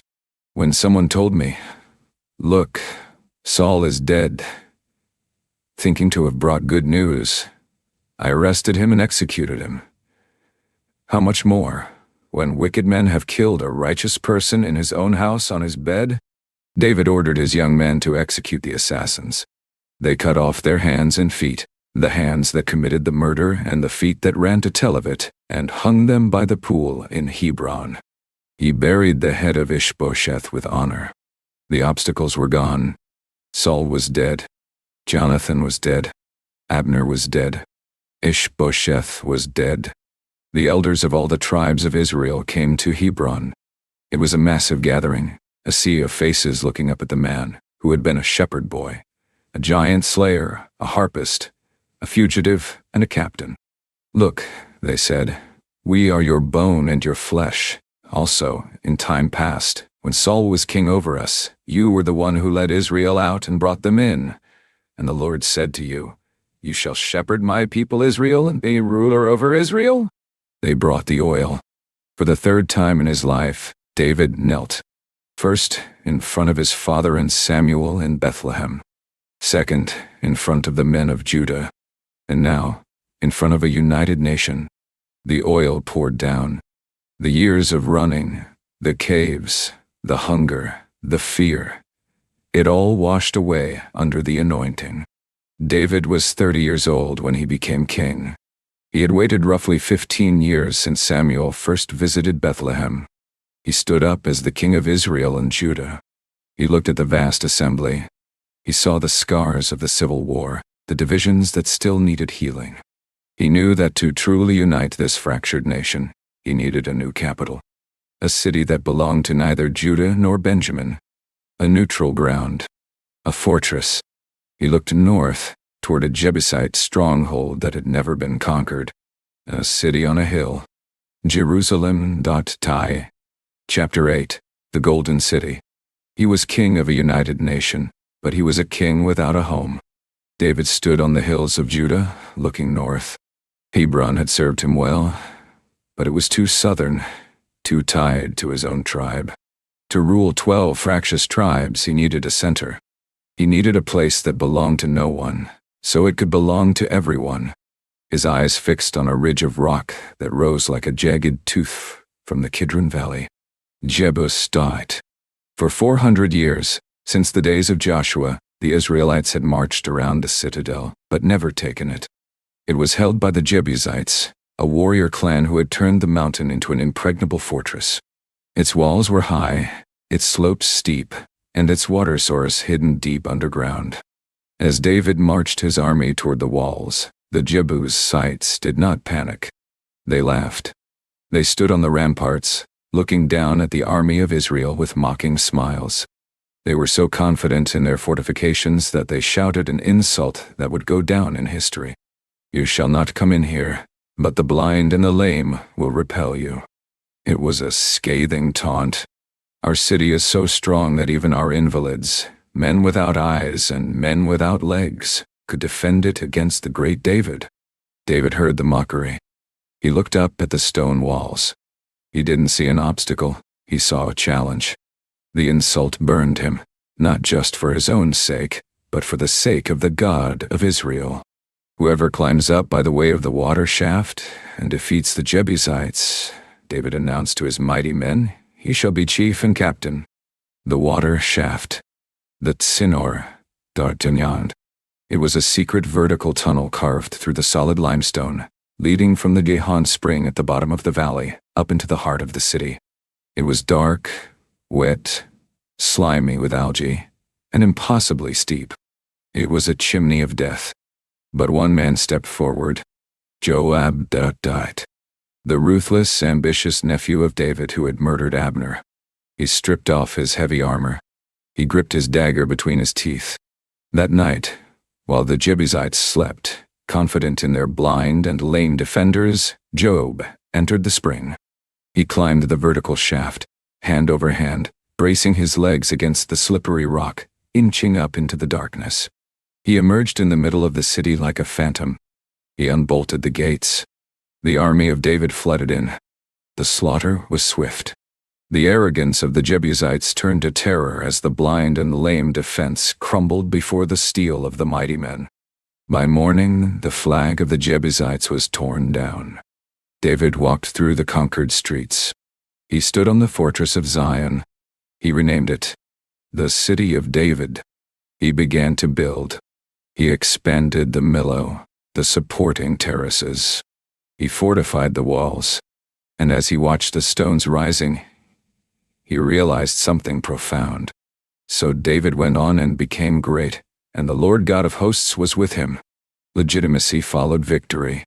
Far to the north, King Hiram of Tyre, the master of the sea, the ruler of the Phoenicians, sent envoys. He didn't send soldiers. He sent carpenters, stonemasons, and massive rafts of cedar logs floated down the coast. They built David a house, a palace of cedar. David stood in his new palace, breathing in the scent of the expensive wood, looking out over the city he had conquered. He realized that this was not just political maneuvering. God had established him.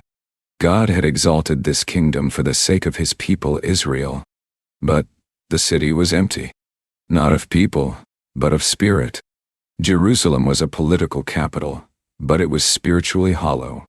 The Ark of the Covenant, The golden box that housed the presence of God, the footstool of Yahweh, was gathering dust in the house of Abinadab in Baale-Judah, Kirjath Jearim. It had been there for 20 years, ignored by Saul. David decided to bring God home. It was meant to be the greatest party in Israel's history. David gathered 30,000 choice men. They went to Baale-Judah. They found the ark. It was terrifyingly beautiful, acacia wood overlaid with pure gold, topped by the cherubim, beaten out of solid gold, their wings stretching over the mercy seat. They brought it out of the house like a trophy. But in their excitement, they forgot the law. Moses had written clearly, "The sons of Kohath shall come to carry it. They shall not touch any holy thing, lest they die." The ark was meant to be carried on the shoulders of Levites, using poles. It was a burden to be borne by consecrated men, not a cargo to be hauled by beasts. But David, perhaps influenced by the Philistines, who used carts, or simply caught up in the efficiency of the new kingdom, set the ark on a new cart. They hooked up the oxen. The music started. It was a riot of sound. Harps, stringed instruments, tambourines, cymbals. David and all the house of Israel played before the Lord with all their might. The procession wound its way toward Jerusalem town, and the dust rose. The people shouted. It was a festival of national pride. Then they reached the threshing floor of Nacon. The road was rough. The oxen stumbled. The cart lurched violently. The heavy golden chest began to slide. Uzzah, one of the sons of Abinadab who had grown up with the ark in his living room, reached out instinctively. He had likely dusted it 1,000 times. He saw the ark tipping. He put out his hand to steady the throne of God. His hand touched the gold. Great Kadwaidos. It wasn't lightning from the sky. It was as if the life simply stopped within him. The anger of the Lord aroused against Uzzah. He fell dead beside the ark. The music died instantly. The tambourines stopped rattling. The laughter caught in 30,000 throats. David stood frozen, staring at the corpse of Uzzah. The silence was deafening. David was angry. He was angry at God for ruining the parade. He was angry at the breach. But beneath the anger, there was a deeper, colder emotion. Fear. David looked at the golden box. A moment ago, it was a symbol of victory. Now, it was a radioactive reactor that had just killed a man. He realized with terrifying clarity that God was not a mascot. God was not safe. "How can the ark of the Lord come to me?" David whispered, trembling. He refused to take it a step further. He wouldn't bring that dangerous holiness into the city of David. He ordered the cart to turn aside. They dumped the ark at the house of a man named Obed-Edom the Gittite. David went back to Jerusalem empty-handed, shaken, and humbled. The festival was over. 3 months passed. David sat in his cedar palace, brooding. But rumors began to drift up from the house of Obed-Edom. "The man is blessed," the messengers said. "His crops are exploding. His wife is fertile. His livestock is multiplying. Everything he touches turns to gold. The Lord has blessed the house of Obed-Edom because of the ark of God." David listened. The fear began to turn into a holy jealousy. That blessing belongs to the capital. That presence belongs to the nation. He went back to the scriptures. He found the error. "No one is to carry the ark of God but the Levites," he declared. "For the Lord chose them." Attempt number 2. This time, there was no new cart. There were no oxen. There were Levites, sanctified, washed, dressed in white linen. They lifted the poles onto their shoulders. David watched them take the first step. Wait. Nothing happened. No one died. They took 6 steps. "Stop," David commanded. He signaled for the priest. On the spot, right there in the road, they sacrificed an ox and a fatted sheep. Blood was spilled. Atonement was made. It was not a casual parade anymore. It was a liturgy of blood and awe. And then, the dam broke. The relief that God accepted them washed over David. The joy of the Lord hit him like a physical wave. David looked at his royal robes, the heavy purple and gold that marked him as king. They felt restrictive. They felt like a barrier between him and his God. He took them off. He stripped down to a simple linen ephod, a priestly undergarment. It was undignified for a monarch. It was the clothing of a servant. But David didn't care. The ram's horns blew. The shout went up, and the king began to dance. This was not the polite swaying of a courtier. The scriptures say he danced before the Lord with all his might. He leaped. He whirled. He sweated. He lost himself in the adoration of Yahweh. He was no longer the commander-in-chief. He was a child happy that his father had come home. They entered Jerusalem. The sound was deafening. The city of David vibrated with the roar of the shofar. Up in the palace window, a woman was watching. Michal, the daughter of Saul. She saw the king of Israel leaping and whirling among the common people. She saw his sweat, his exposed legs, his lack of royal decorum, and the scripture records her reaction with chilling precision. She despised him in her heart. She was Saul's daughter through and through. She cared about image. She cared about how the king looked.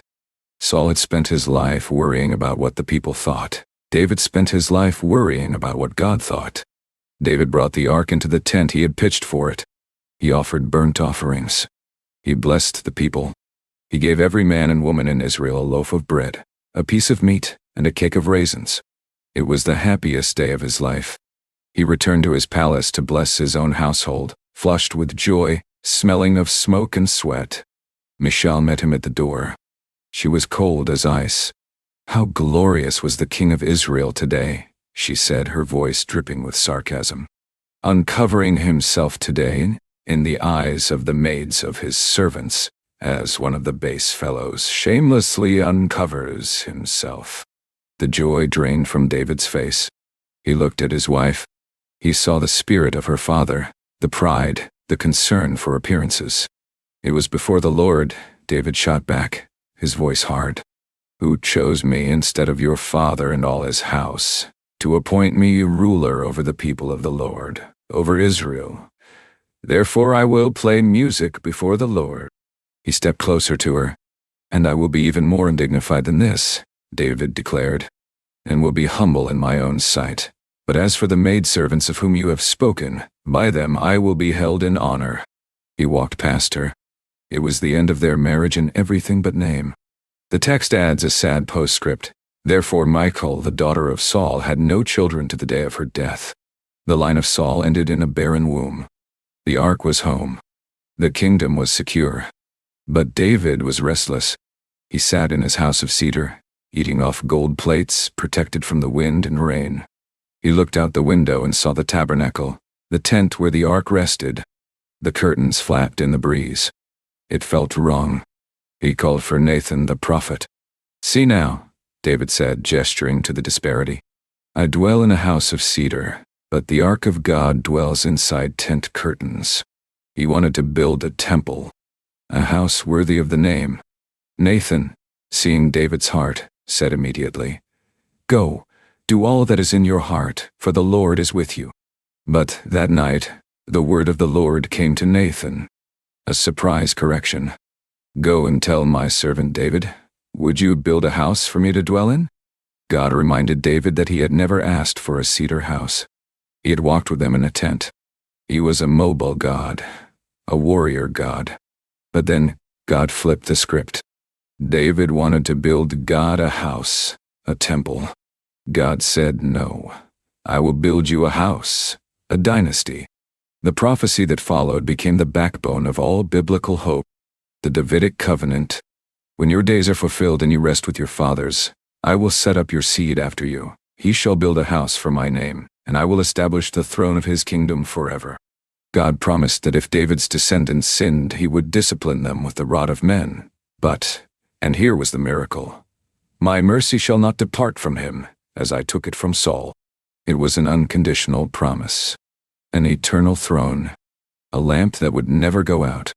Nathan delivered the message in the morning. David was stunned. He walked into the tent, sat down before the Lord, a posture of total intimacy, and wept. "Who am I, O Lord God, and what is my house that you have brought me this far?" He realized that his conquest of Jerusalem was small compared to this. He had secured a city for a lifetime. God had secured his lineage for eternity. And now, O Lord God, you are God, and your words are true. Let the house of your servant be blessed forever. David stood up. He left the tent. He looked at the golden city. It was no longer just a fortress of stone. It was the city of God. The stage was set for a golden age, but shadows linger even in the brightest noon. David had conquered the world, but he had not yet conquered himself. And while the kings of the earth feared him, the greatest threat to his throne would not come from a giant or an army. It would come from a rooftop on a warm spring evening when kings go out to war. But David stayed home. Chapter 9. The King's Sin. It was the time of year when the earth awakens, when the rains cease and the ground hardens enough for chariot wheels. The scriptures call it the time when kings go out to battle. The army of Israel, led by the ruthless Joab, marched east across the Jordan to lay siege to Rabbah, the capital of the Ammonites. It was a massive campaign. The dust of the legions obscured the sun. The sound of battering rams echoed against the walls of the enemy. But the king of Israel was not there. David remained in Jerusalem. Perhaps he was tired. Perhaps he felt he had fought enough battles. Or perhaps the luxury of the cedar palace had softened the warrior's edge. Whatever the reason, David stayed behind in the comfort of Zion while his men slept in the dirt of Ammon. Idleness is a dangerous companion for a man of action. One evening, David arose from his bed. The heat of the day was breaking. He walked out onto the roof of the king's house. The palace sat on the highest point of the ridge, giving him a godlike view of the city below. He could see the smoke of the evening fires, the merchants closing their stalls, and the domestic lives of his subjects playing out in the courtyards of the lower city. He walked to the edge of the parapet. He looked down. He saw a woman bathing. She was purifying herself after her monthly uncleanness. The water glistened on her skin in the dying light. The scripture is blunt. The woman was very beautiful to behold. David stopped. He should have turned away. He should have remembered the law. He should have remembered his wives. But he didn't.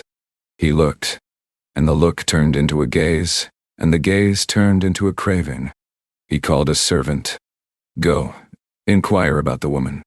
The servant returned with a report that should have been a bucket of ice water on the king's lust.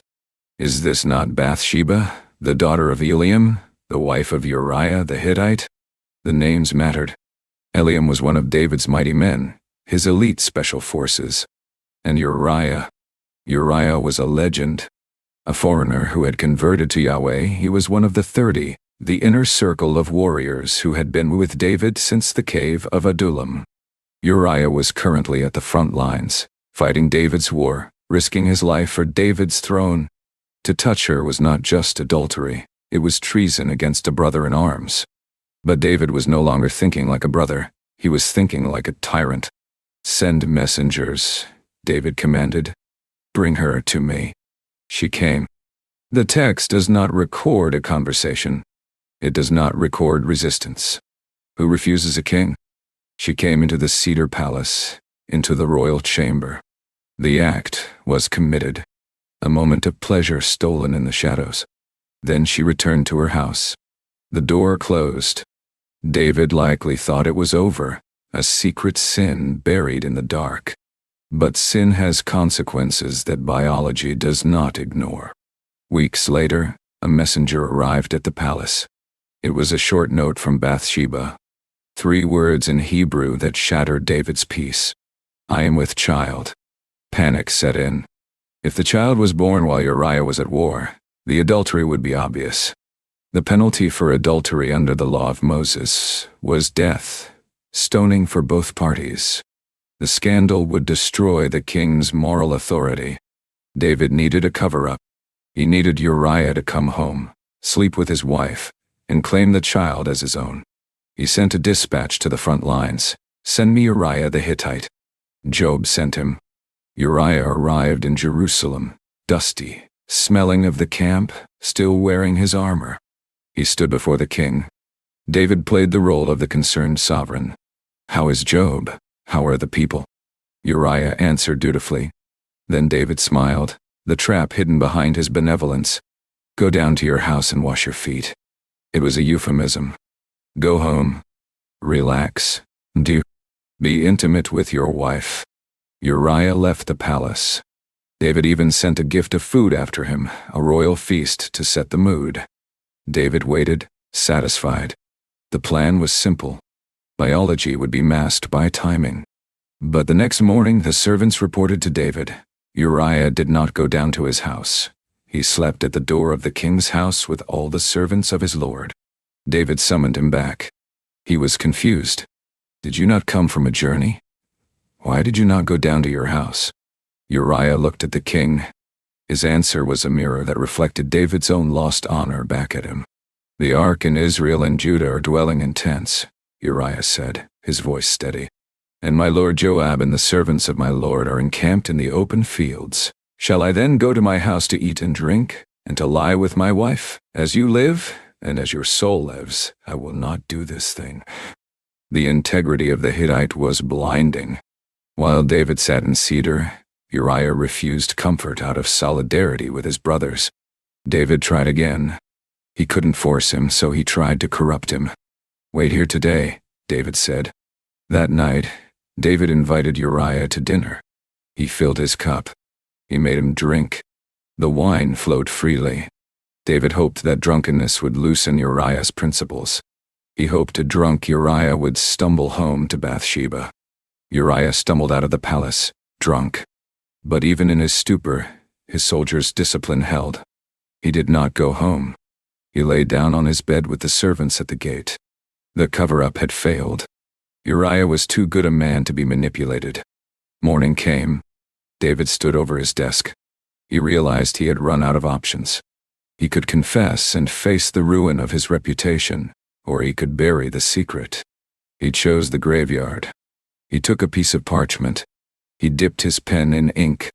He wrote a letter to Joab, the commander of the army. Set Uriah in the forefront of the hottest battle, and retreat from him, that he may be struck down and die. It was a death sentence, a murder order. David rolled the scroll. He sealed it with the king's ring. And then, in a twist of cruel irony, he handed the letter to Uriah. Take this to Joab, David said. Uriah took the scroll. He bowed. He walked out of the palace carrying his own death warrant in his hand. He marched back to Rabbah, loyal to the end, never knowing that the king he served had just betrayed him. At the siege of Rabbah, Joab received the letter. He broke the seal. He read the king's command. Joab was not a man of morals. He was a man of results. He didn't question the order. He looked at the city walls. He saw a section where the Ammonite defenders were strongest, where the arrows flew thickest, and the mighty men of Ammon stood. He assigned Uriah to that spot. The order was given to attack. Uriah led the charge, brave as a lion. He stormed toward the wall. Then a signal was given. The withdrawal. The soldiers around Uriah fell back. Uriah was left exposed, alone in the kill zone. The archers on the wall saw the lone warrior. They took aim. The arrows rained down. Uriah fell. The news was sent back to Jerusalem. Joab coached the messenger. If the king gets angry about the battle tactics, then say to him, your servant Uriah the Hittite is dead also. The messenger arrived. David listened to the report of the battle. When he heard that Uriah was dead, he didn't mourn. He offered a cold philosophical comfort to the messenger to take back to Joab. Do not let this thing displease you, for the sword devours one as well as another. The sword devours. It was a lie. The sword hadn't devoured Uriah by chance. David had fed him to it. When Bathsheba heard that Uriah, her husband, was dead, she mourned for him. It was a genuine wailing that echoed in the lower city. She was a widow, pregnant with the king's child, her husband dead in a foreign land. When the mourning period was over, David sent for her. He brought her to his house. He married her. She bore him a son. To the public eye, it looked like a noble gesture. The king was taking in the pregnant widow of a fallen war hero. David looked generous. He looked stable. The loose end was tied up. The secret was safe. David sat on his throne, thinking he had gotten away with it. The child was born. The life of the palace continued. The war in Ammon was eventually won. But the chapter does not end with David's success. It ends with a single sentence that hangs over the narrative like a guillotine blade, reminding the reader that there is an observer who sees what happens on rooftops and in secret letters. The text simply says, "But the thing that David had done displeased the Lord." The silence of God was about to break, and when it broke, it would shatter the king's heart. Chapter 10. The sword within the house. The child was born. The palace of cedar was quiet. To the outside world, the scandal had been successfully managed. Uriah was a hero buried in a foreign field.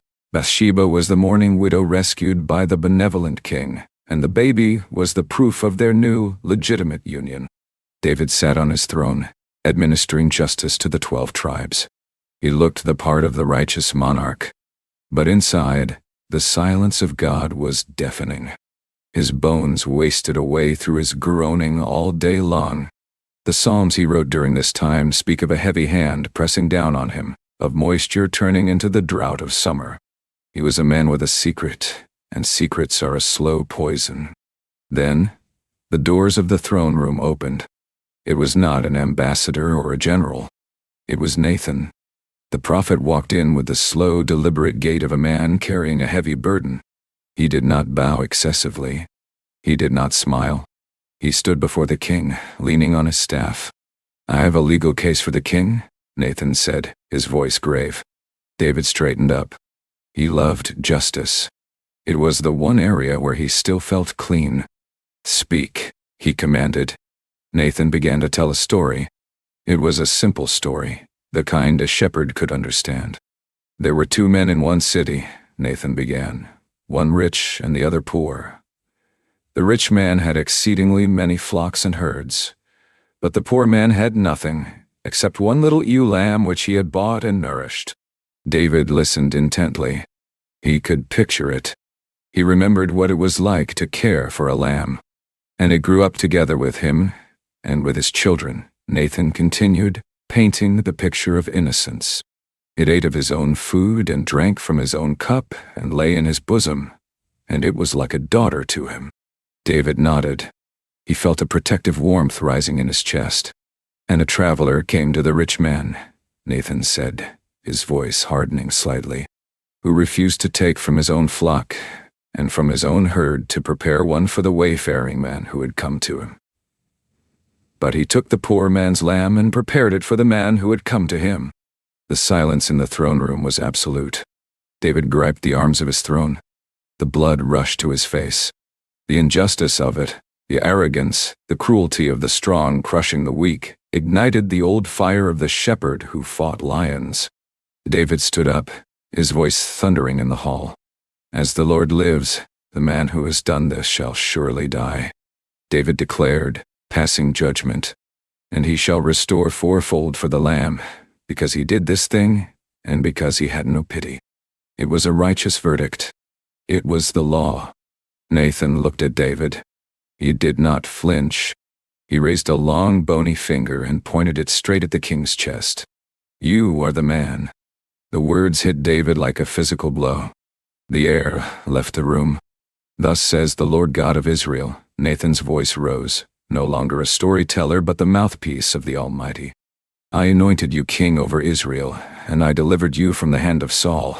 I gave you your master's house and your master's wives into your keeping, and gave you the house of Israel and Judah. And if that had been too little, I also would have given you much more." The list of blessings was a crushing weight. "I gave you everything. Why did you steal? Why have you despised the commandment of the Lord, to do evil in his sight?" Nathan demanded. "You have killed Uriah the Hittite with the sword. You have taken his wife to be your wife, and have killed him with the sword of the people of Ammon." The secret was out. The invisible witness on the rooftop had testified. And then came the sentence. It wasn't death.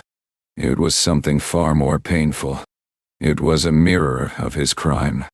"Now therefore," God pronounced, "the sword shall never depart from your house, because you have despised me.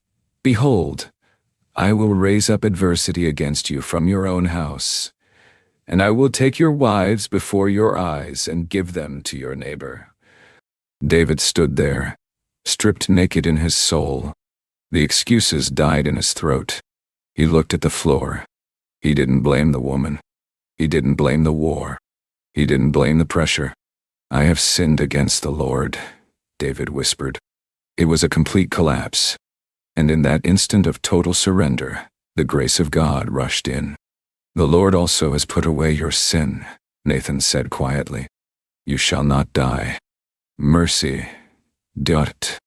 Unthinkable mercy. But mercy does not erase consequences. "However," Nathan added, "because by this deed you have given great occasion to the enemies of the Lord to blaspheme, the child who is born to you shall surely die." The judgment began immediately. The child, the innocent product of the guilty union, was struck with a sickness. The palace went quiet. David threw aside his royal robes. He lay on the earth. He refused to eat. He refused to wash.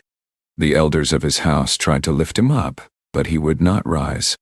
For 7 days, the king of Israel lay in the dirt, begging God to change his mind. He prayed with a desperation he had never known in battle. "Take me. Take the kingdom. Just spare the boy." But the heavens were brass. On the 7th day, the child died. The servants were terrified to tell him. If he was this bad while the child was alive, they whispered, "What will he do now?" David saw them whispering. He knew. "Is the child dead?" he asked. "He is dead," they murmured. David stood up. To everyone's shock, he didn't tear his clothes. He didn't scream. He washed his face. He anointed himself with oil. He changed his clothes. He went into the house of the Lord and worshipped. Then he came back and asked for food. The servants were baffled. "What is this thing that you have done? You fasted and wept for the child while he was alive, but when the child died, you arose and ate food." David looked at them with eyes that had seen the depths of sorrow. "While the child was alive, I said, 'Who can tell whether the Lord will be gracious to me, that the child may live?' But now he is dead. Why should I fast? Can I bring him back again? I shall go to him, but he shall not return to me." It was a grim acceptance. The first payment of the fourfold restitution had been made. Time passed. Bathsheba conceived again. She bore a son named Solomon. God sent word through Nathan that he loved this boy. He called him Jedidiah, beloved of the Lord. It seemed the sun was breaking through the clouds. But the curse of Nathan, "I will raise up adversity against you from your own house," was quietly germinating in the shadows of the royal harem. David had many wives and many sons. The firstborn was Amnon, heir to the throne, spoiled and consumed by a dark, twisting desire. Amnon was in love, but it was not a pure love. It was a sickness. He was obsessed with his half-sister, Tamar. Tamar was the full sister of Absalom. She was beautiful, radiant, and untouched. Amnon watched her from across the courtyards. He stopped eating. He grew thin with frustration. The law of Moses forbade it. She was his sister. The impossibility of having her only made the hunger grow until it became a madness. Enter Jonadab beat. Every tragedy has a facilitator. Jonadab was Amnon's cousin and friend. The scriptures call him a very crafty man. He saw Amnon's depression and didn't offer counsel. He offered a plot. "Why are you so downcast, O king's son?" Jonadab asked. Amnon confessed his forbidden lust. "I love Tamar, my brother Absalom's sister." Jonadab smiled. He whispered a plan that preyed on David's compassion. "Lie down on your bed and pretend to be ill. And when your father comes to see you, say to him, 'Please let my sister Tamar come and give me food.'" The trap was set. Amnon feigned illness. David, the doting father who could not see evil in his own sons, visited him. "Let Tamar come," Amnon begged, "just to make me a couple of cakes in my sight, that I may eat from her hand." David agreed. He sent Tamar into the lion's den. Tamar arrived at Amnon's house, innocent and dutiful. She took the dough, kneaded it, and baked the cakes while Amnon watched her from his bed, his eyes dark with intent. "Have everyone go out from me," Amnon commanded the servants. The room cleared. "Bring the food into the bedroom," he told her. Tamar entered the inner chamber. She offered him the food. Amnon grabbed her wrist. "Come, lie with me, my sister," he hissed. Tamar froze. She tried to reason with him. She pleaded with his honor, with his reputation, with the law of God. "No, my brother, do not force me," she cried out. "For no such thing should be done in Israel. Do not do this disgraceful thing. And where could I take my shame? And as for you, you would be like one of the fools in Israel. Now therefore please speak to the king, for he will not withhold me from you." She was begging, bargaining, trying to find any exit. But Amnon would not listen. The scripture says, being stronger than she, he forced her and lay with her. It was a brutal, violent violation. The sanctity of the royal house was shattered. And then, the horror deepened. The moment the act was finished, Amnon's lust turned instantly into loathing. The reality of what he had done, the shame, the guilt, it all transmuted into hatred for the victim. Then Amnon hated her with exceedingly great hatred, the text says, so that the hatred with which he hated her was greater than the love with which he had loved her. "Arise, be gone," Amnon shouted at her. "No, indeed." Tamar wept. "This evil of sending me away is worse than the other that you did to me." He called his servant. "Put this woman out from me, and bolt the door behind her." The daughter of the king was thrown out like garbage. The door was slammed and bolted. Tamar stood in the hallway. She was wearing a robe of many colors, the distinct garment of the virgin princesses. In an act of utter desolation, she put ashes on her head. She tore the beautiful robe that marked her identity. She laid her hand on her head and went away, crying bitterly aloud. She ran into the arms of her full brother, Absalom. Absalom saw her torn robe. He saw the ashes.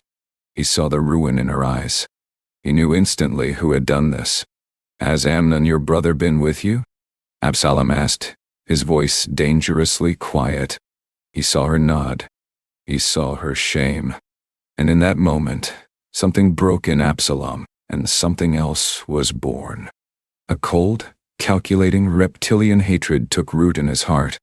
"But now hold your peace, my sister," Absalom whispered, holding her shaking frame. "He's your brother. Do not take this thing to heart." He took her into his home.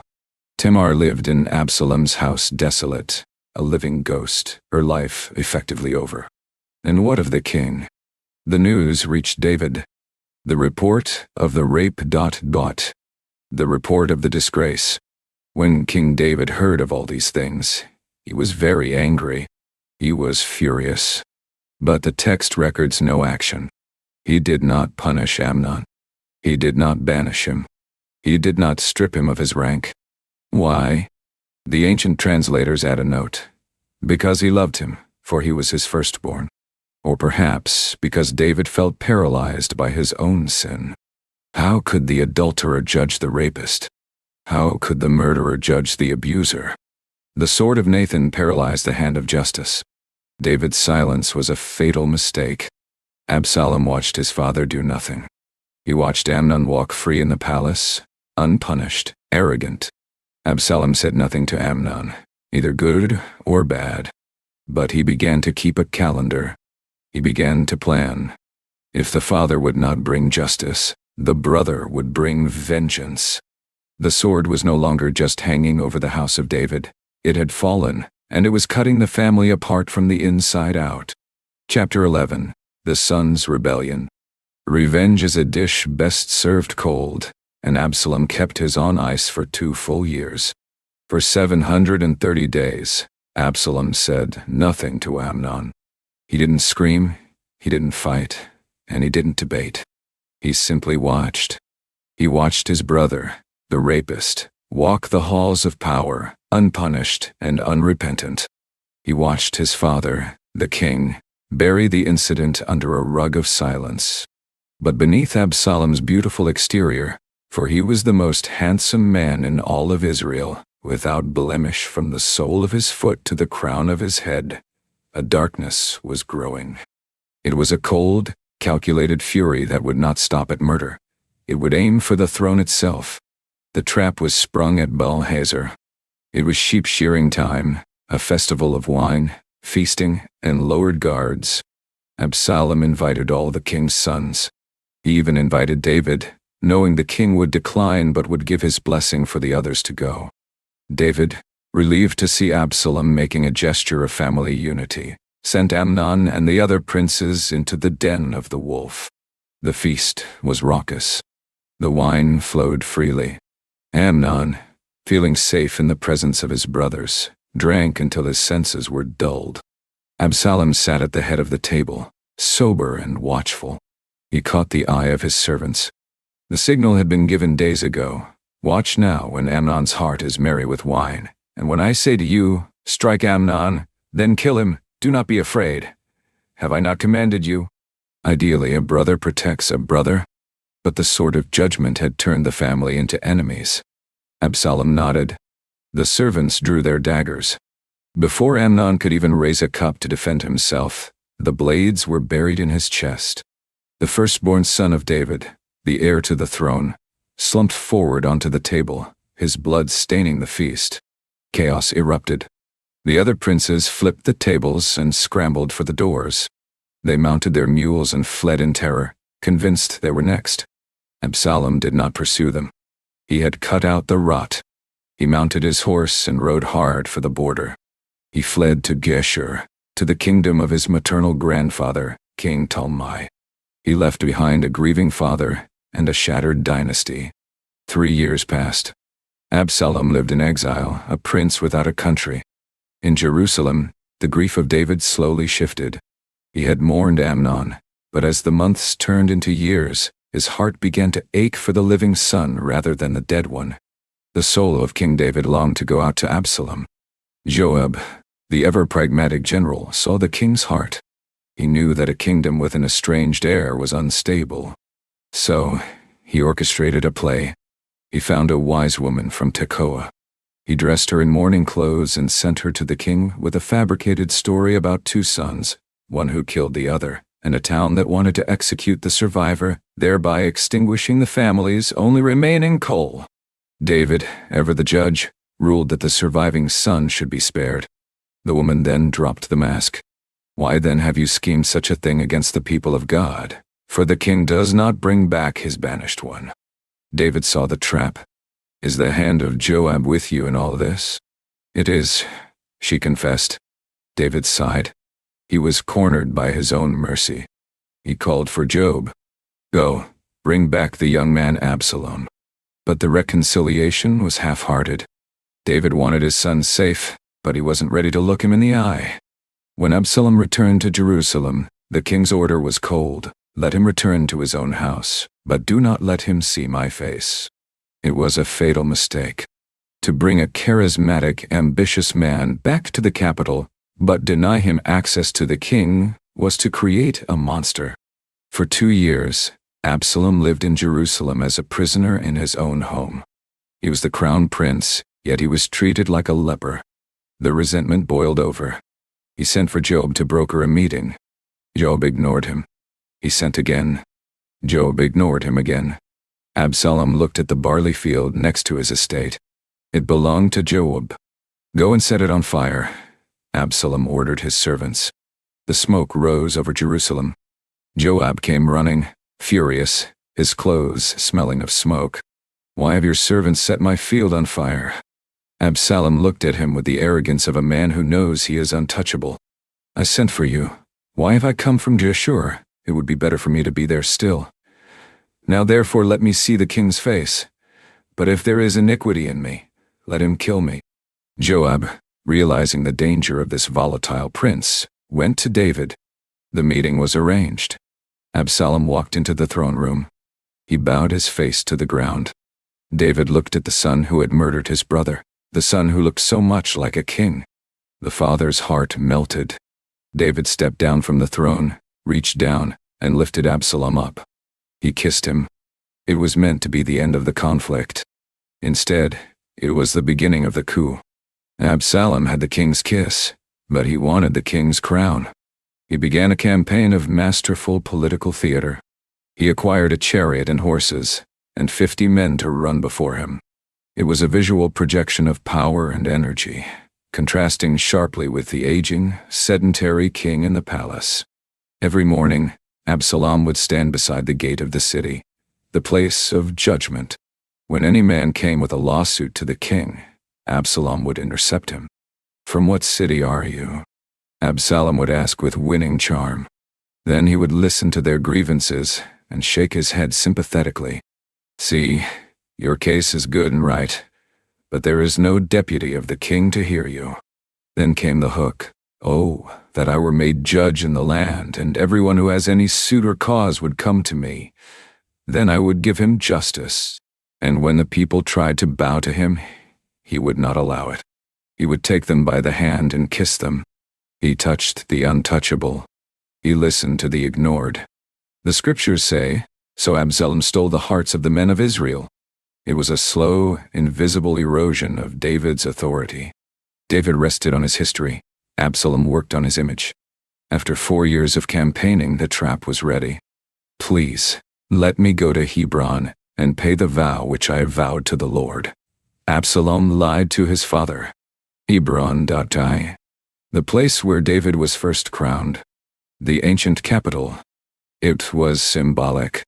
"Go in peace," David said, unsuspecting. Absalom went to Hebron, but he didn't go to pray. He sent spies throughout all the tribes of Israel with a coded message. "As soon as you hear the sound of the trumpet, then you shall say, 'Absalom reigns in Hebron.'" The conspiracy was strong. The people's discontent with David's passive rule had reached a tipping point. And then, the final blow fell. Ahithophel joined the rebellion. Ahithophel was David's counselor. His advice was considered as the oracle of God. He was the grandfather of Bathsheba, and perhaps he had never forgiven David for the ruin of his granddaughter and the murder of Uriah. When David heard that Ahithophel was with Absalom, his knees buckled. "O Lord, I pray," David cried out, "turn the counsel of Ahithophel into foolishness." A messenger arrived in Jerusalem, breathless and terrified. "The hearts of the men of Israel are with Absalom." David looked around the cedar palace. He knew the city. He knew that if Absalom arrived with an army, Jerusalem would become a slaughterhouse. He could not subject the city of God to a siege, led by his own son. The decision was instant and painful. "Arise and let us flee."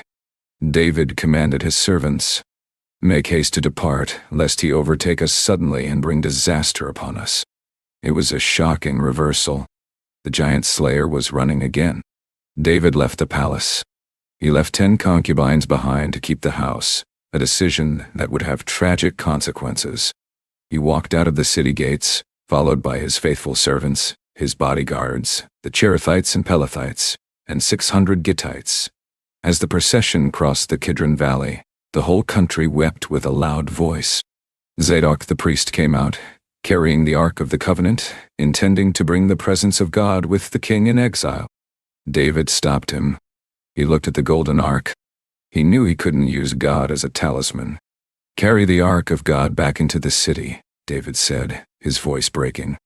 "If I find favor in the eyes of the Lord, he will bring me back and show me both it and his dwelling place. But if he says thus, 'I have no delight in you, here I am.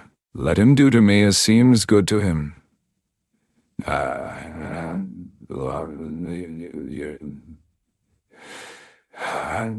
It was the ultimate surrender. He let go of the throne, the city, and even the ark. He placed himself entirely in the hands of God's sovereignty. The ascent of the Mount of Olives was a funeral march for a living man. David walked up the slope. He covered his head to hide his shame. He was barefoot, his feet cut by the stones. He wept as he went up, and all of the people who were with him covered their heads and wept. It was a picture of total brokenness. The king who had danced before the ark was now the king trudging into the wilderness, rejected by his people and hunted by his flesh and blood. As he reached Bahurim, a man came out from the family of Saul. His name was Shimei. Shimei saw the fallen king and saw his chance. He began to throw stones at David. He grabbed handfuls of dust and threw them into the air. "Come out! Come out! You bloodthirsty man, you rogue!" Shimei screamed, hurling curses. "The Lord has brought upon you all the blood of the house of Saul, in whose place you have reigned, and the Lord has delivered the kingdom into the hand of Absalom, your son." Abishai, David's ferocious nephew, reached for his sword. "Why should this dead dog curse my lord the king? Please, let me go over and take off his head." David stopped him. "Let him alone, and let him curse," David said, his voice weary but profoundly spiritual. "For so the Lord has ordered him. It may be that the Lord will look on my affliction, and that the Lord will repay me with good for his cursing this day." David accepted the stones. He accepted the curses. He viewed them not as the insults of a madman, but as the discipline of a father. He walked on, the insults ringing in his ears, descending toward the Jordan River. Behind him, in Jerusalem, the sun was setting. The gates stood open, and Absalom, riding a chariot of war, entered the city of David without firing a shot. Ahithophel rode beside him. The coup was complete. The son sat on the father's throne, and the stage was set for the final bloody collision between the pride of the prince and the brokenness of the king. Chapter 12. The Last Psalm. The civil war that had torn Israel apart came to a head not in a city, but in a forest. The wood of Ephraim was a tangled, treacherous landscape of thick oaks, ravines, and hidden pits.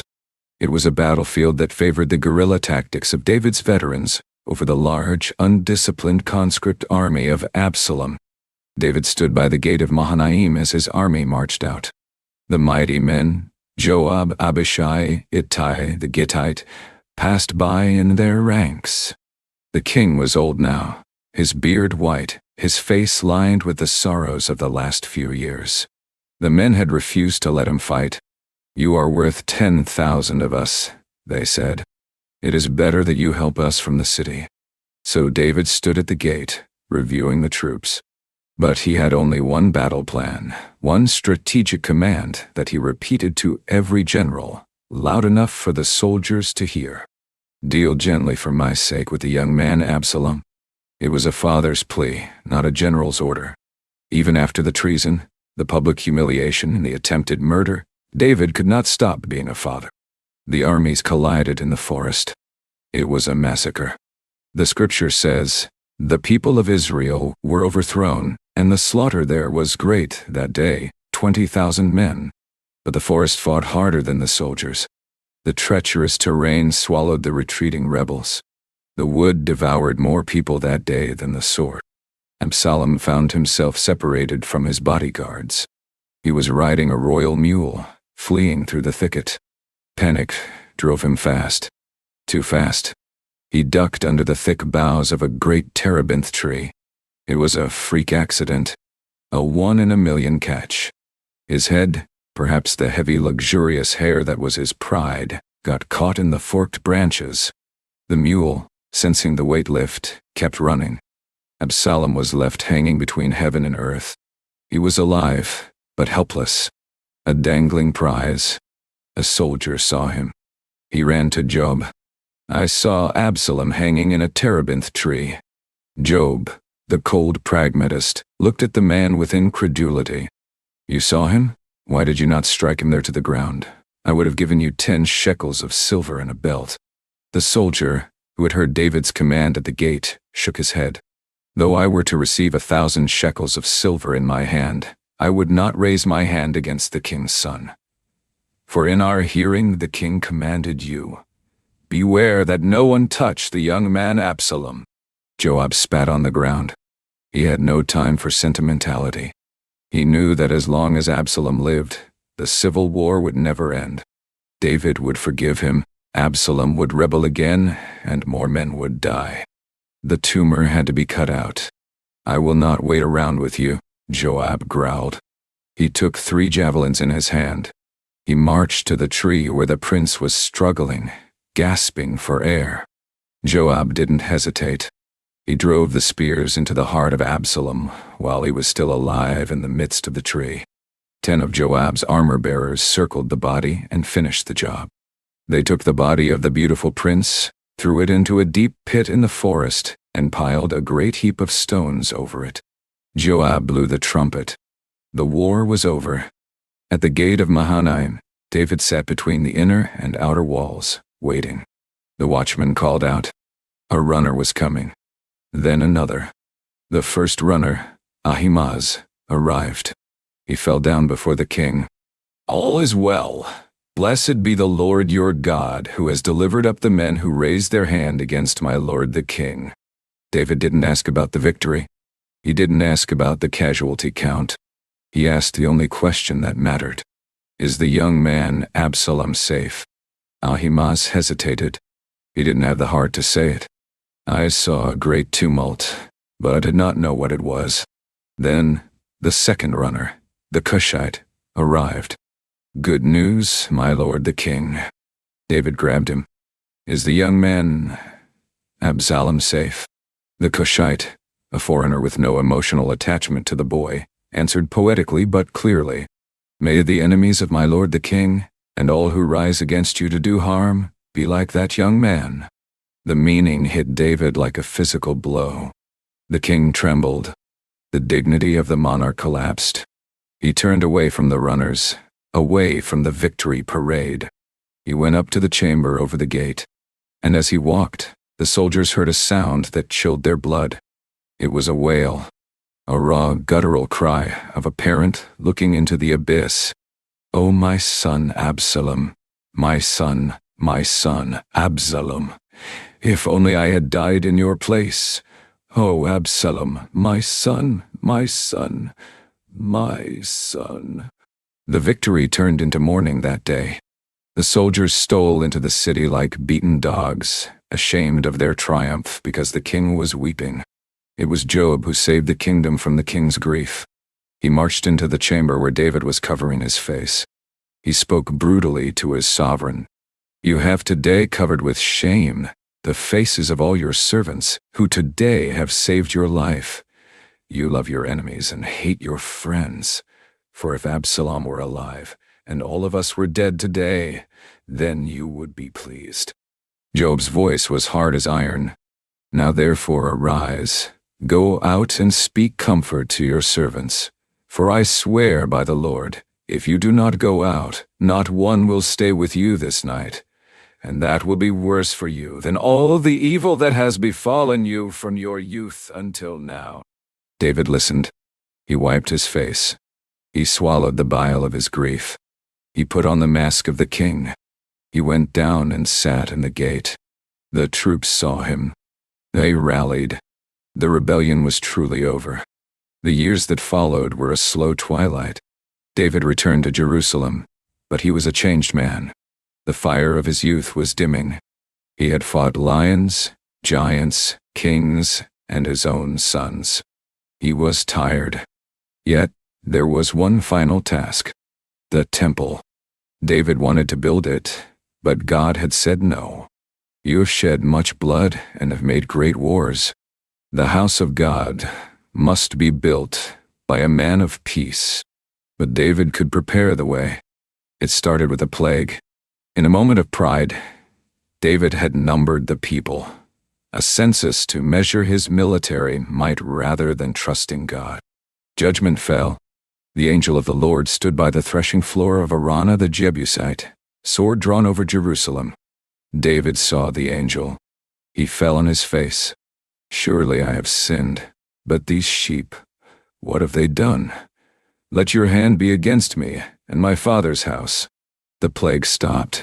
The prophet Gad told David to build an altar on that spot. David went to Araunah to buy the threshing floor. Araunah tried to give it to the king for free. "Take it," he said. But David spoke words that would define true worship for millennia. "No, but I will surely buy it from you for a price. Nor will I offer burnt offerings to the Lord my God with that which costs me nothing." He bought the floor. This patch of rock on Mount Moriah would become the site of the temple. It was the place where Abraham had offered Isaac. It was the place where mercy stopped judgment. David spent his final years stockpiling gold, silver, bronze, iron, and cedar. He drafted the plans. He organized the choirs.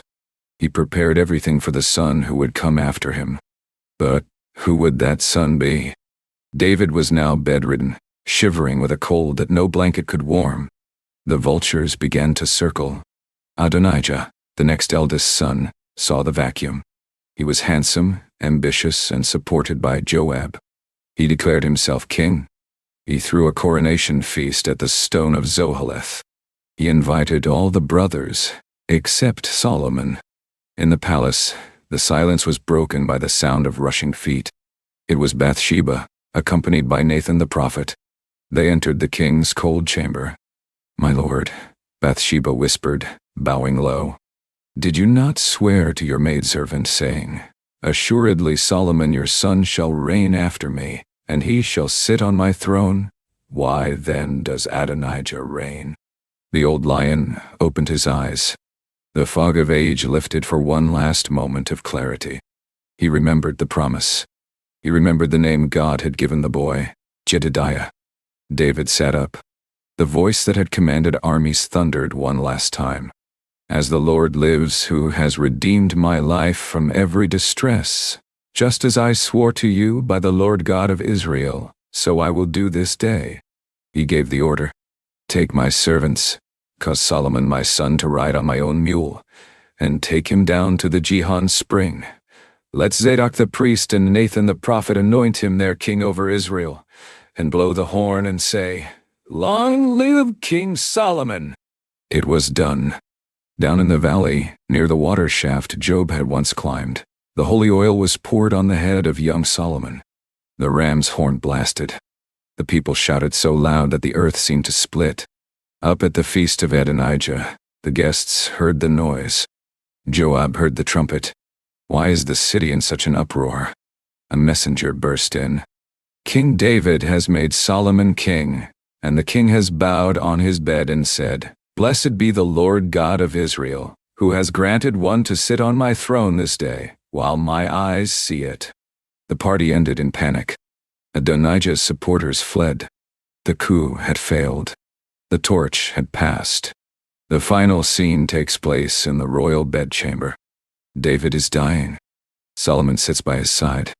The greatest warrior in Israel's history looks at the young man of peace who will build the temple. David's last words were not a poem, but a charge, a transfer of manhood. "I go the way of all the earth," David rasped, his hand gripping Solomon's. "Be strong, therefore, and prove yourself a man." He instructed him to keep the law of Moses. He gave him practical, bloody advice on how to deal with the dangerous men left behind, like Job and Shimei. He cleared the deck so Solomon could start fresh. Then, the breathing slowed. The eyes that had seen the shepherd's fields of Bethlehem, the giant falling in Elah, the caves of Adullam, and the glory of Zion, finally closed. The scriptures conclude the epic with a simple epitaph. So David rested with his fathers and was buried in the city of David. The period that David reigned over Israel was 40 years. The shepherd king was gone, but his song remained. From the caves to the cathedrals, the Psalms of David would echo forever, a testimony of a man who fell, who broke, who wept, but who always chased after the heart of God.